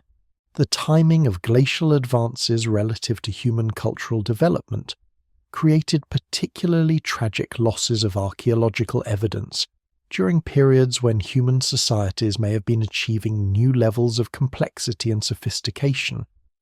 The onset of the last glacial maximum around 26,000 years ago coincided with evidence for increasingly sophisticated human technologies and social organization, suggesting that advancing ice sheets may have eliminated archaeological evidence for some of the most significant developments in human cultural evolution.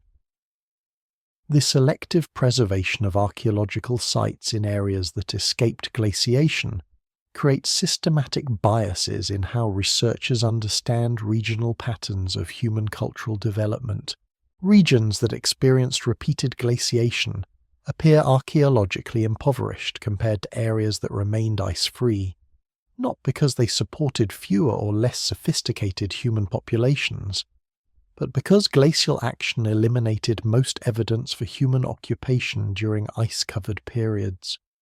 Interglacial landscapes that supported human occupation for thousands of years between glacial advances left archaeological records that were subsequently destroyed by later ice sheet movements, creating gaps in the archaeological sequence that span tens of thousands of years. These missing periods may have witnessed significant cultural developments, technological innovations, and social changes that are now completely invisible in the preserved archaeological record. The retreat of ice sheets at the end of glacial periods exposed landscapes that had been completely transformed by glacial action, forcing human populations to adapt to entirely new environmental conditions and resource distributions. The cultural adaptations required to exploit these newly available but unfamiliar territories may have involved significant technological and social innovations, but the rapid environmental changes accompanying deglaciation also created unstable conditions that were unfavorable for archaeological preservation. Glacial lake outburst floods, triggered by the sudden drainage of ice-dammed lakes during deglaciation, created massive erosional events that scoured away archaeological sites across entire river valleys. These catastrophic floods, some involving water volumes equivalent to the Great Lakes, eliminated archaeological evidence from vast areas within periods of days or weeks, creating permanent gaps in the regional archaeological record. The sediments deposited by retreating glaciers often buried pre-existing archaeological sites beneath layers of glacial till and outwash materials that make conventional archaeological investigation extremely difficult. Sites that survived glacial advance may remain permanently inaccessible beneath hundreds of feet of glacially derived sediment, preserved but effectively removed from the archaeological record until erosional processes or deliberate excavation expose them again. The cyclical nature of Pleistocene glaciation meant that some regions experienced multiple episodes of glacial advance and retreat, with each cycle potentially eliminating archaeological evidence that had accumulated during previous interglacial periods. The cumulative effect of repeated glaciation was to create archaeological records that represent only the most recent episodes of human occupation, while earlier and potentially more significant cultural developments were systematically erased. Modern climate change and glacial retreat in currently glaciated regions occasionally expose archaeological materials that have been preserved beneath ice for thousands of years, providing rare glimpses into the kinds of cultural materials that glacial action typically destroys. These accidental discoveries reveal sophisticated technologies, complex artifact assemblages, and evidence for cultural practices that challenge assumptions about the capabilities of ancient human societies, while simultaneously illustrating how much archaeological evidence has been permanently lost to glacial action. The scale of archaeological loss caused by Pleistocene glaciation becomes apparent when researchers consider that ice sheets covered approximately 30% of the Earth's land surface during glacial maxima, including many of the most hospitable and resource-rich environments that would have supported dense human populations. The complete elimination of archaeological evidence from such vast areas represents an incalculable loss of information about human cultural development during some of the most challenging and potentially innovative periods in human prehistory. The patient erasure accomplished by advancing ice sheets reminds researchers that the archaeological record preserves only those fragments of human cultural achievement that happen to occur in locations and time periods that escaped glacial destruction, creating a fundamentally incomplete and potentially misleading picture of human cultural development throughout the Pleistocene epoch.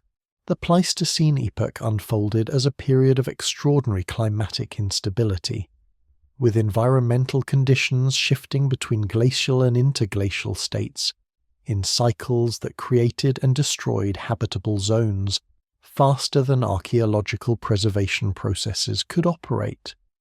These rapid climate oscillations, driven by orbital mechanics and amplified by complex feedback systems within Earth's climate system, created environmental conditions so unstable that human populations faced constant pressure to adapt their technologies, settlement patterns, and social organization to ever-changing landscapes. Ice core records from Greenland and Antarctica reveal that climate transitions during the Pleistocene often occurred with shocking rapidity, sometimes within single decades or even individual years. Such rapid environmental changes would have created catastrophic conditions for human populations adapted to specific environmental conditions, forcing immediate cultural adaptations that left little time for the gradual accumulation of archaeological deposits that characterize more stable periods. The archaeological record from these transition periods typically shows evidence of cultural disruption, population movement, and technological simplification, rather than the steady development that researchers observe during periods of climatic stability.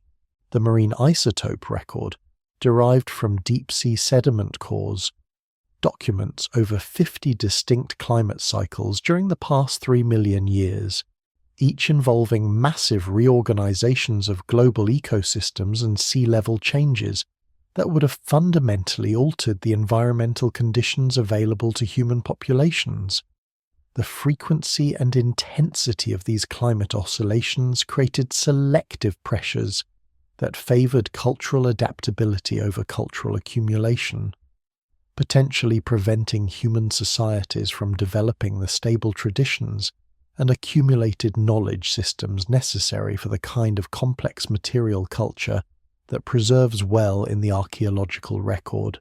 Regional climate patterns during the Pleistocene often differed dramatically from modern conditions, creating environmental configurations that have no contemporary analogues and challenge researchers' ability to understand the ecological contexts within which human cultural development occurred. Shifted precipitation patterns, altered seasonal cycles, and different temperature gradients created unique ecosystem combinations that supported distinctive plant and animal communities, requiring human populations to develop specialized knowledge systems and technological adaptations that became obsolete when climate conditions changed. The speed of ecosystem transitions during periods of rapid climate change often exceeded the ability of archaeological preservation processes to operate effectively, creating gaps in the archaeological record that span precisely those periods when human cultural adaptation would have been most intense and potentially innovative. Sites that show evidence of human occupation during stable climatic periods are often separated by archaeologically sterile layers corresponding to periods of rapid environmental change, not because these periods lacked human activity, but because the environmental instability prevented normal site formation and preservation processes. Abrupt climate changes during the Pleistocene frequently involved not just gradual shifts in average conditions, but also increased variability and unpredictability that would have made traditional environmental knowledge and seasonal planning strategies unreliable. Human societies adapted to specific environmental patterns could find their accumulated knowledge systems suddenly useless when climate instability made familiar environmental cues unpredictable and traditional resource management strategies ineffective. The correlation between periods of rapid climate change and evidence for human technological innovation suggests that environmental instability may have been one of the primary drivers of cultural development during the Pleistocene. But the same conditions that stimulated innovation also created unfavorable conditions for archaeological preservation.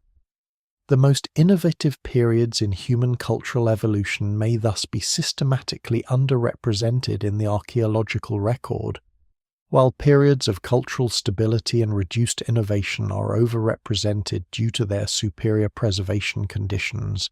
Volcanic activity during the Pleistocene, while creating some of the best preservation conditions encountered by archaeologists, also contributed to climate instability through the injection of ash and sulfur compounds into the upper atmosphere.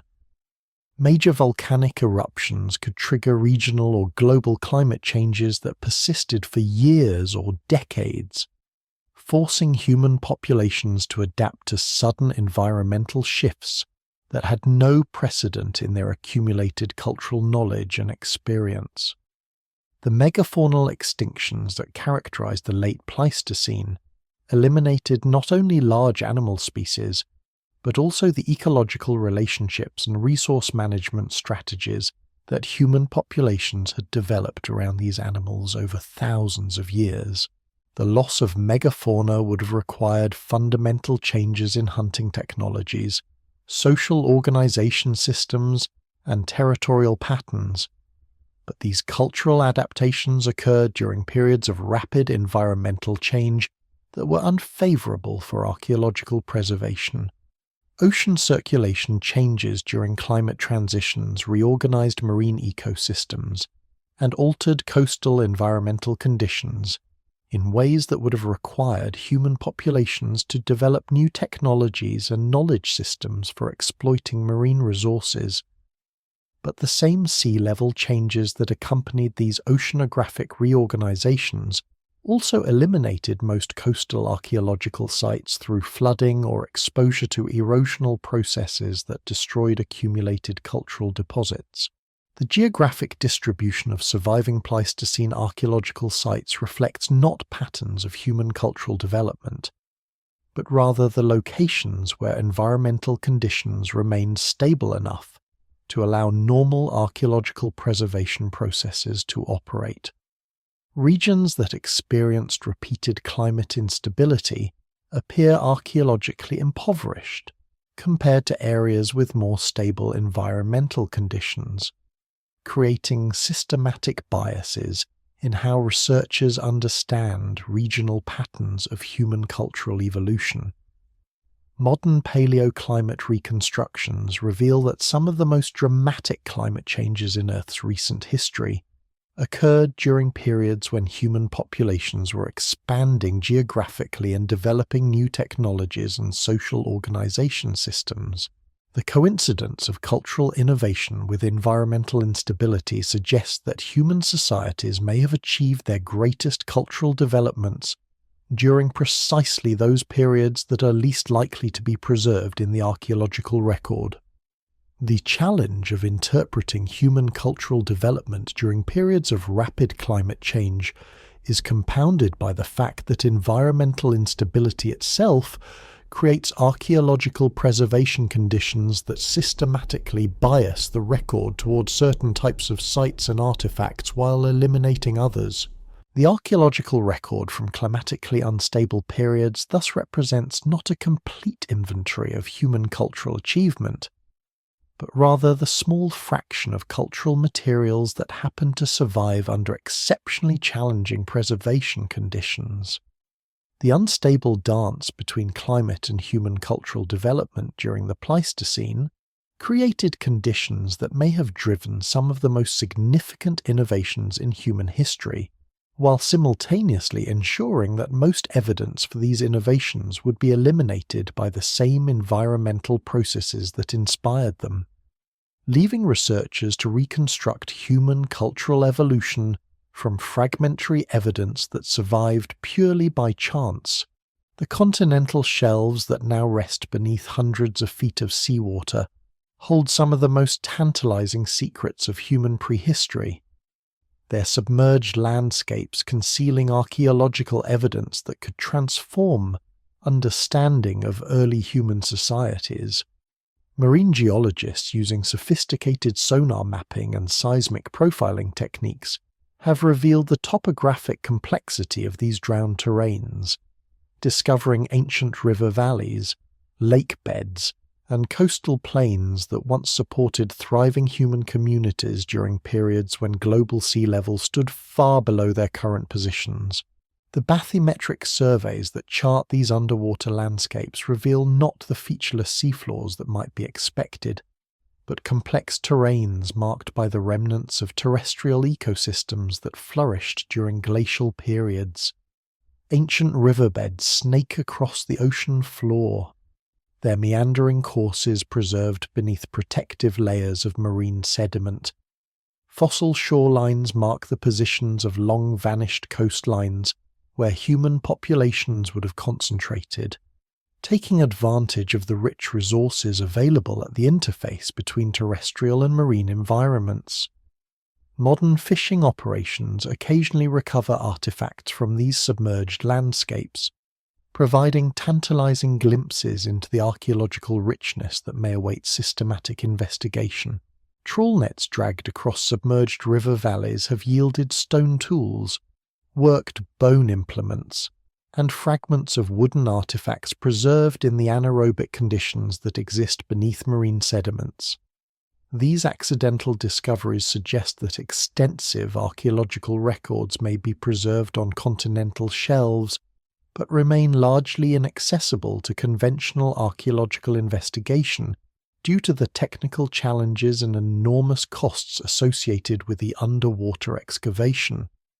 The preservation conditions on submerged continental shelves vary dramatically depending on local oceanographic conditions, sediment deposition patterns, and the depth and duration of submergence. Areas that experienced rapid burial beneath protective sediment layers may preserve archaeological sites with exceptional completeness, including organic materials that would have decomposed quickly under normal terrestrial conditions, but areas subject to strong currents, wave action, or sediment scouring may have lost all traces of human occupation, despite having supported dense populations during periods of lower sea level. Seismic profiling techniques that penetrate beneath the ocean floor have identified buried landscape features that correspond to the kinds of locations where human settlements would be expected during periods of lowered sea level. Ancient lake shores, river confluences, and elevated terraces appear in these subsurface surveys as distinct geological signatures that mark locations where fresh water availability, defensible positions, and resource diversity would have created optimal conditions for human habitation. The chronology of sea level change during the late Pleistocene and early Holocene provides a framework for understanding when different parts of the continental shelf would have been available for human occupation and when they would have been submerged by rising seas. The most extensive land exposures occurred during the last glacial maximum around 20,000 years ago, when sea levels stood nearly 400 feet lower than today, but significant areas of continental shelf remained exposed until much more recent periods, with some coastal plains not submerged until the mid-Holocene period around 6,000 years ago. The speed of post-glacial sea level rise varied considerably across different time periods, with some phases of rapid rise occurring at rates that would have created catastrophic conditions for coastal populations. During certain periods, sea levels rose at rates of several feet per century, fast enough to force repeated relocations of coastal communities, but slow enough to allow cultural adaptation and the preservation of some archaeological sites through rapid burial beneath rising waters. Marine archaeological investigations in relatively shallow coastal waters have begun to reveal the potential richness of submerged archaeological sites. But these investigations represent only the most accessible portions of much more extensive submerged landscapes. Sites discovered in Mediterranean and Baltic coastal waters show evidence of complex settlement patterns, sophisticated technologies, and cultural continuity spanning thousands of years, suggesting that much larger and more significant archaeological records await discovery in deeper and more challenging underwater environments. The technical challenges associated with deep water archaeological investigation currently limit systematic exploration to a tiny fraction of the potentially significant submerged landscapes that exist on continental shelves worldwide. The costs and logistical complexities of mounting underwater archaeological expeditions restrict most investigations to small-scale surveys or salvage operations triggered by accidental discoveries, leaving vast areas of archaeological potential unexplored and unprotected. Recent advances in underwater survey technology, including autonomous underwater vehicles and remote sensing systems, have begun to make systematic investigation of submerged landscapes more feasible. But the scale of potential investigation required to adequately survey exposed continental shelves still far exceeds current research capabilities. The few areas that have been intensively surveyed reveal archaeological site densities and cultural complexity comparable to the best preserved terrestrial sites, suggesting that submerged continental shelves may contain archaeological records that equal or exceed those available on dry land. The genetic evidence for human population movements and demographic changes during periods of rapid sea level rise provides indirect confirmation that significant human populations were displaced by rising seas during the late Pleistocene and early Holocene periods. These population movements coincide with cultural changes observed in terrestrial archaeological sites, suggesting that the submergence of coastal populations may have been one of the primary drivers of cultural change during the transition from glacial to interglacial conditions. The distribution of modern human genetic diversity shows patterns that suggest some of the most significant episodes of human cultural development may have occurred in coastal environments that are now submerged beneath rising seas. Genetic bottlenecks and population expansions that appear in the human genetic record during the late Pleistocene coincide with periods of rapid sea level change, implying that the archaeological evidence for these crucial periods in human cultural evolution may now rest beneath hundreds of feet of ocean water. The loss of coastal archaeological sites to rising sea levels represents not just the submergence of individual settlements, but the elimination of entire cultural landscapes that may have supported some of the most sophisticated and innovative human societies of the prehistoric period. The interface between terrestrial and marine resources that characterized exposed continental shelves during glacial periods provided optimal conditions for cultural development, but these same environments were preferentially eliminated by post-glacial sea level rise. The ocean floor's silent archives hold secrets that could revolutionize understanding of human cultural development, but these secrets remain locked beneath waters too deep and conditions too challenging for systematic archaeological investigation, waiting for technological advances and research priorities that may someday allow the systematic exploration of these drowned worlds. The archaeological record operates according to principles of selective preservation that bear no relationship to the historical significance or cultural complexity of what it chooses to preserve. Stone survives while wood rots. Caves protect artifacts while open-air sites experience erosion, and catastrophic burial events create exceptional preservation, while gradual accumulation destroys evidence through chemical processes that operate over archaeological timescales. This systematic bias in preservation creates a distorted picture of human prehistory that favors certain types of sites, certain kinds of artifacts, and certain periods of cultural development over others. The materials that dominate museum collections and archaeological publications, stone tools, pottery fragments, and metal objects may represent only minor components of the original material culture systems from which they derive. Organic technologies that form the backbone of most prehistoric societies have largely vanished from the archaeological record, leaving researchers to reconstruct complex cultural systems from the scattered remnants of their most durable components.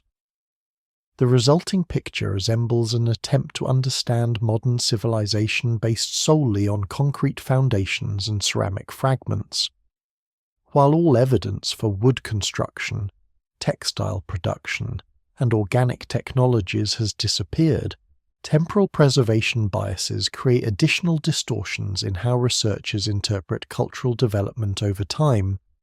Recent periods are overrepresented in the archaeological records simply because their deposits have had less time to experience the destructive processes that eliminate older materials, while ancient periods appear simpler and less sophisticated, partly because preservation processes have selectively removed most evidence for their organic technologies and complex cultural practices. The apparent acceleration of cultural development in recent millennia may thus reflect preservation bias, rather than genuine changes in the rate of human cultural evolution. Geographic preservation biases favor certain environments over others in ways that create systematic distortions in understanding regional patterns of cultural development. Arid environments preserve organic materials that decay rapidly in temperate climates. Volcanic regions provide exceptional preservation through rapid burial, and cave environments protect artifacts from weathering processes that destroy open-air sites. The overrepresentation of these unusual environments in the archaeological record creates the misleading impression that human cultural development was concentrated in caves, deserts, and areas prone to volcanic activity. The size bias in archaeological preservation preferentially preserves large, durable objects while eliminating smaller, more portable items that may have been far more significant in daily life. Monumental architecture survives while temporary structures disappear. Large stone tools are preserved while delicate organic implements vanish, and heavy ceramic vessels endure while lightweight containers made from organic materials leave no trace.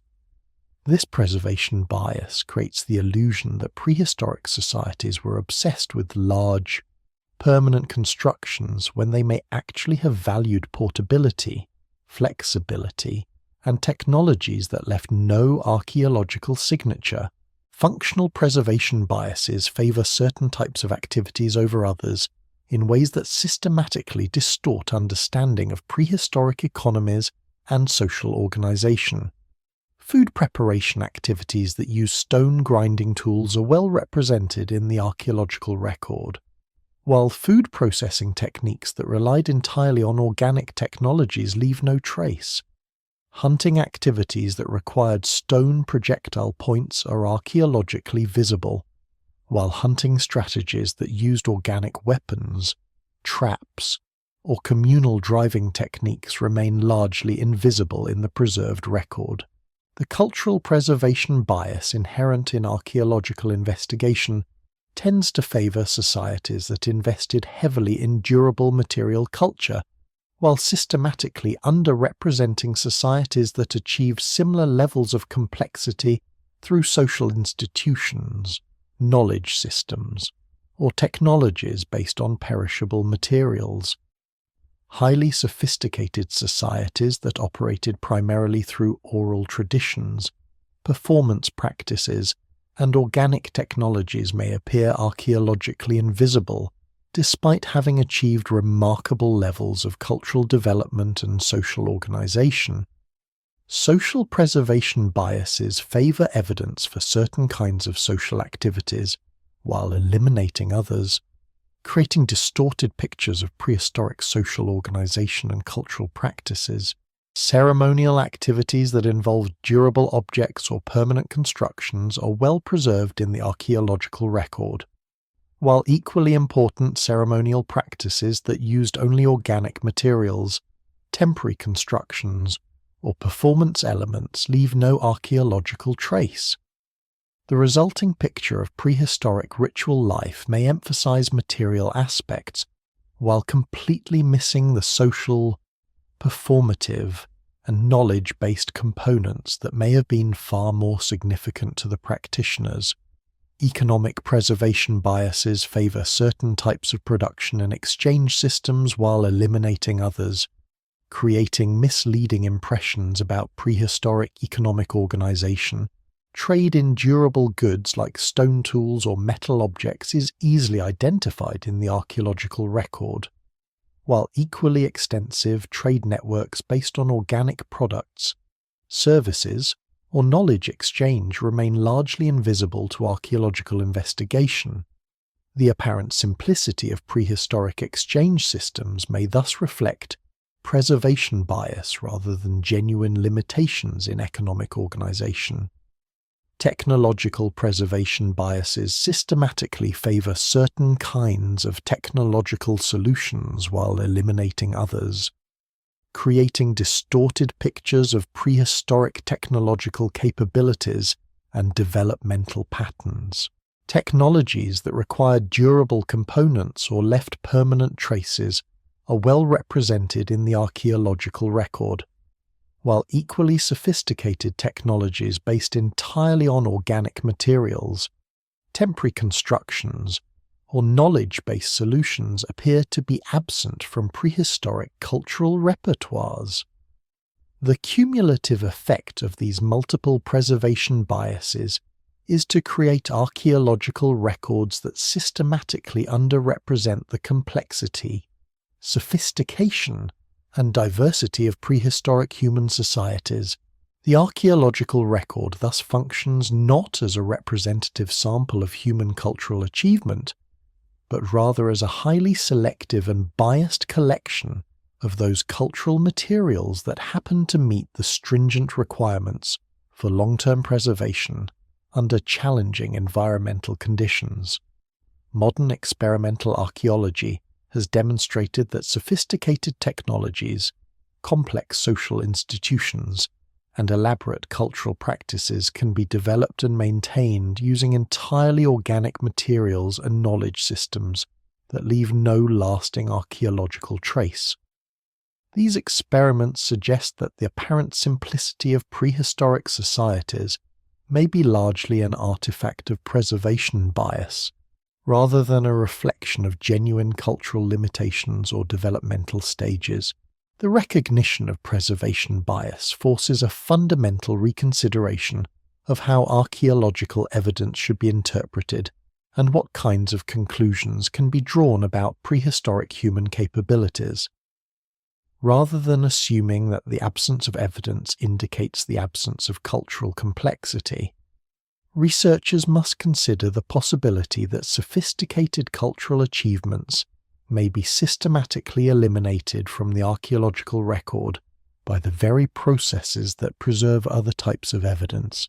The silent testimony of preservation bias reminds researchers that the archaeological record provides not a complete inventory of human cultural achievement, but rather a fragmentary and systematically distorted collection of those cultural materials that happen to survive the selective filters of time, environment, and geological process. In the deepest layers of geological time, where human memory dissolves into the patient accumulation of sediment and the slow dance of continental drift, the question of what came before agriculture settles into a profound and enduring silence. The ice has retreated and advanced countless times across landscapes that may have witnessed the rise and fall of human achievements, whose scope and sophistication remain forever beyond the reach of archaeological investigation. The evidence that might have answered the great questions of human cultural development rests now beneath hundreds of feet of ocean water, ground to dust by glacial action, or simply dissolved back into the organic cycles that claim all things made from wood, fibre, and flesh. The archaeological record, with all its fragments and tantalizing hints, speaks most eloquently through its absences the vast spaces between preserved sites, where sophisticated societies may have flourished and vanished, without leaving traces that modern investigators can recognize or interpret. Each discovered artifact raises the possibility that countless others have disappeared. Each preserved site suggests that hundreds more lie buried beneath inaccessible layers of sediment and time. Each glimpse of prehistoric sophistication implies cultural achievements that exceeded what the surviving evidence can possibly convey. The human populations that wandered across the exposed continental shelves during glacial periods, that built their settlements along rivers that now flow beneath the North Sea, that developed their technologies and social institutions during the long millennia before agriculture transformed human relationships with the natural world. These ancestors possessed the same cognitive capabilities, the same creative potential, the same capacity for innovation and cultural development that would eventually produce the civilizations whose achievements fill modern textbooks and museum collections. The Green Sahara supported human societies for thousands of years before climate change transformed it into the desert that stretches across North Africa today. But the archaeological evidence for these societies consists mainly of rock art and scattered artifacts that hint at cultural achievements whose full scope and complexity were eliminated when the rains failed, and the desert reclaimed landscapes that had supported human communities for millennia. The speed of this environmental transformation compressed centuries of cultural adaptation into decades of crisis, leaving no time for the gradual archaeological accumulation that preserves evidence of complex societies in more stable environments. The stone circles of Göbekli Tepe stand as monuments to human capabilities that preceded agriculture by thousands of years. But their deliberate burial suggests that the societies that created them possessed not only the technical skills necessary for monumental construction, but also the cultural institutions and social organizations that could conceive and execute such massive undertakings. The knowledge systems that guided their construction, the social relationships that organized their labor, the symbolic meanings that justified their existence, all of these disappeared along with the societies that maintained them, leaving only the silent stones to hint at achievements that may have been far more sophisticated than their surviving remnants suggest. The rapid climate changes that characterized the Pleistocene epoch created conditions that favored cultural adaptability over cultural accumulation, potentially preventing human societies from developing the kinds of permanent material culture that archaeologists can easily identify and interpret. But the same cognitive flexibility and creative problem-solving capabilities that allowed human populations to survive repeated environmental catastrophes may also have enabled cultural achievements that operated through knowledge systems, social institutions, and organic technologies that left no permanent trace for modern researchers to discover. The submerged landscapes of Doggerland may have supported some of the most sophisticated hunter-gatherer societies ever to develop in northern Europe, but their archaeological evidence now rests beneath the grey waters of the North Sea, accessible only to marine archaeologists whose investigations reveal tantalizing glimpses of cultural complexity that challenge conventional assumptions about the capabilities of prehistoric human societies. The gradual submergence of these landscapes eliminated not just individual settlements, but entire cultural traditions and knowledge systems that had developed over thousands of years of adaptation to environmental conditions that no longer exist. The hunter-gatherer societies whose achievements are now being revealed through careful archaeological investigation demonstrate levels of technological sophistication, social organization, and cultural complexity that equal or exceed those of many agricultural societies, suggesting that the cognitive and social foundations for civilization were established long before the material conditions typically associated with complex societies. The astronomical observations, artistic traditions, and social institutions documented at hunter-gatherer sites throughout the world represent only the most durable remnants of cultural systems that may have been far more elaborate and sophisticated than the surviving evidence can possibly convey. The mystery of human cultural development before agriculture thus remains locked not only in the limitations of archaeological preservation, but also in the fundamental challenge of recognizing and interpreting evidence for ways of life that differed dramatically from those documented in historical periods. The possibility that sophisticated human societies developed and flourished for thousands of years before leaving traces that modern researchers can identify forces a reconsideration of basic assumptions about the relationship between cultural complexity and material permanence, between social sophistication and archaeological visibility. The silence that surrounds the deepest layers of human prehistory may thus represent not the absence of cultural achievement, but rather the systematic elimination of most evidence for that achievement by processes that operate according to principles unrelated to the historical significance or cultural importance of what they preserve or destroy. In this silence, the patient earth keeps its secrets, holding in trust the scattered fragments of human memory that survive the grinding wheels of geological time, the patient chemistry of soil and water, and the selective filters of archaeological preservation. The question of whether humans had cities before the Ice Age dissolves finally into the broader mystery of how much human cultural development may be forever lost to the erosive processes of deep time, leaving researchers to reconstruct the achievements of their ancestors from evidence so fragmentary and biased that the resulting picture may bear little resemblance to the rich and complex realities it attempts to represent. And so the great question settles back into the sediments of deep time, where it has always resided not answered, but acknowledged in all its patient complexity.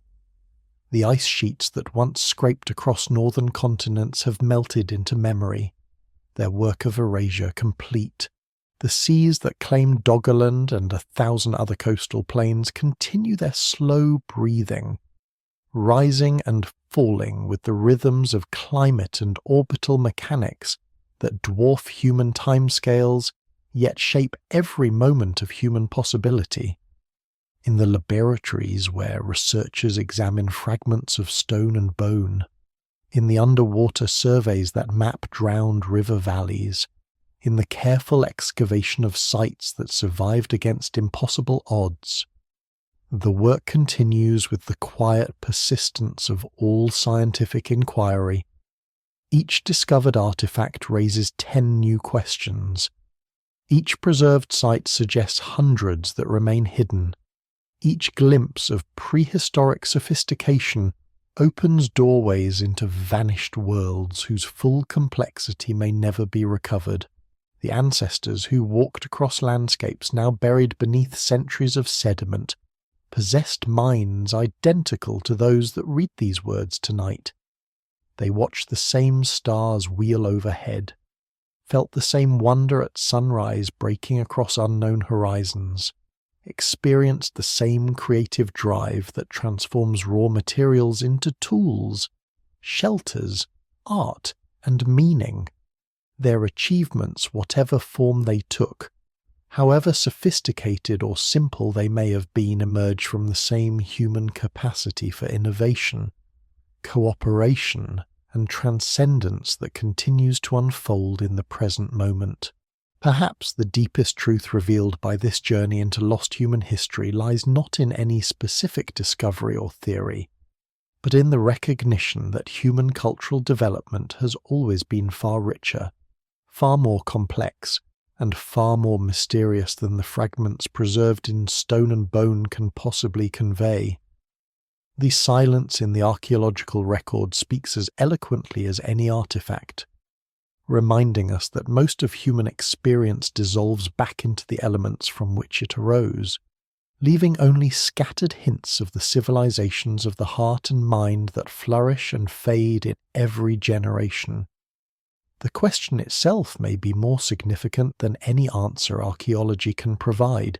In wondering about cities before the Ice Age, we acknowledge our own place in the long continuum of human inquiry, creativity, and achievement that stretches backward through millennia of ancestors whose names are forgotten, but whose genetic, cultural, and spiritual legacy lives on in every human breath. Every moment of wonder, every quiet recognition of our deep kinship with all those who came before. The earth keeps its secrets with the patience of geological time, but it also offers its gifts with the generosity of countless springs, summers, and harvests that have sustained human life and human dreams since the first humans looked up at stars and imagined worlds beyond the horizon. In this balance between mystery and revelation, between loss and preservation, between the known and unknowable, human consciousness continues its ancient work of making meaning from fragments, finding beauty in broken things, and discovering in the silence between artifacts a resonance that speaks directly to something eternal in the human spirit. Tonight, as consciousness settles towards sleep and dreams, the great questions of human origins and achievement continue their patient unfolding in the slow time of stones and sediments, ice and water, preservation and decay. In that deepest silence, where individual awareness dissolves into the larger patterns of existence, perhaps we find the most profound answer of all not in what was built or lost, but in the enduring human capacity to wonder, to search, and to find meaning in the vast mystery of our shared existence on this ancient, patient, ever-changing earth. Rest now, fellow travellers in the long journey of human consciousness. The questions will be waiting in the morning, as they always have, as they always will be.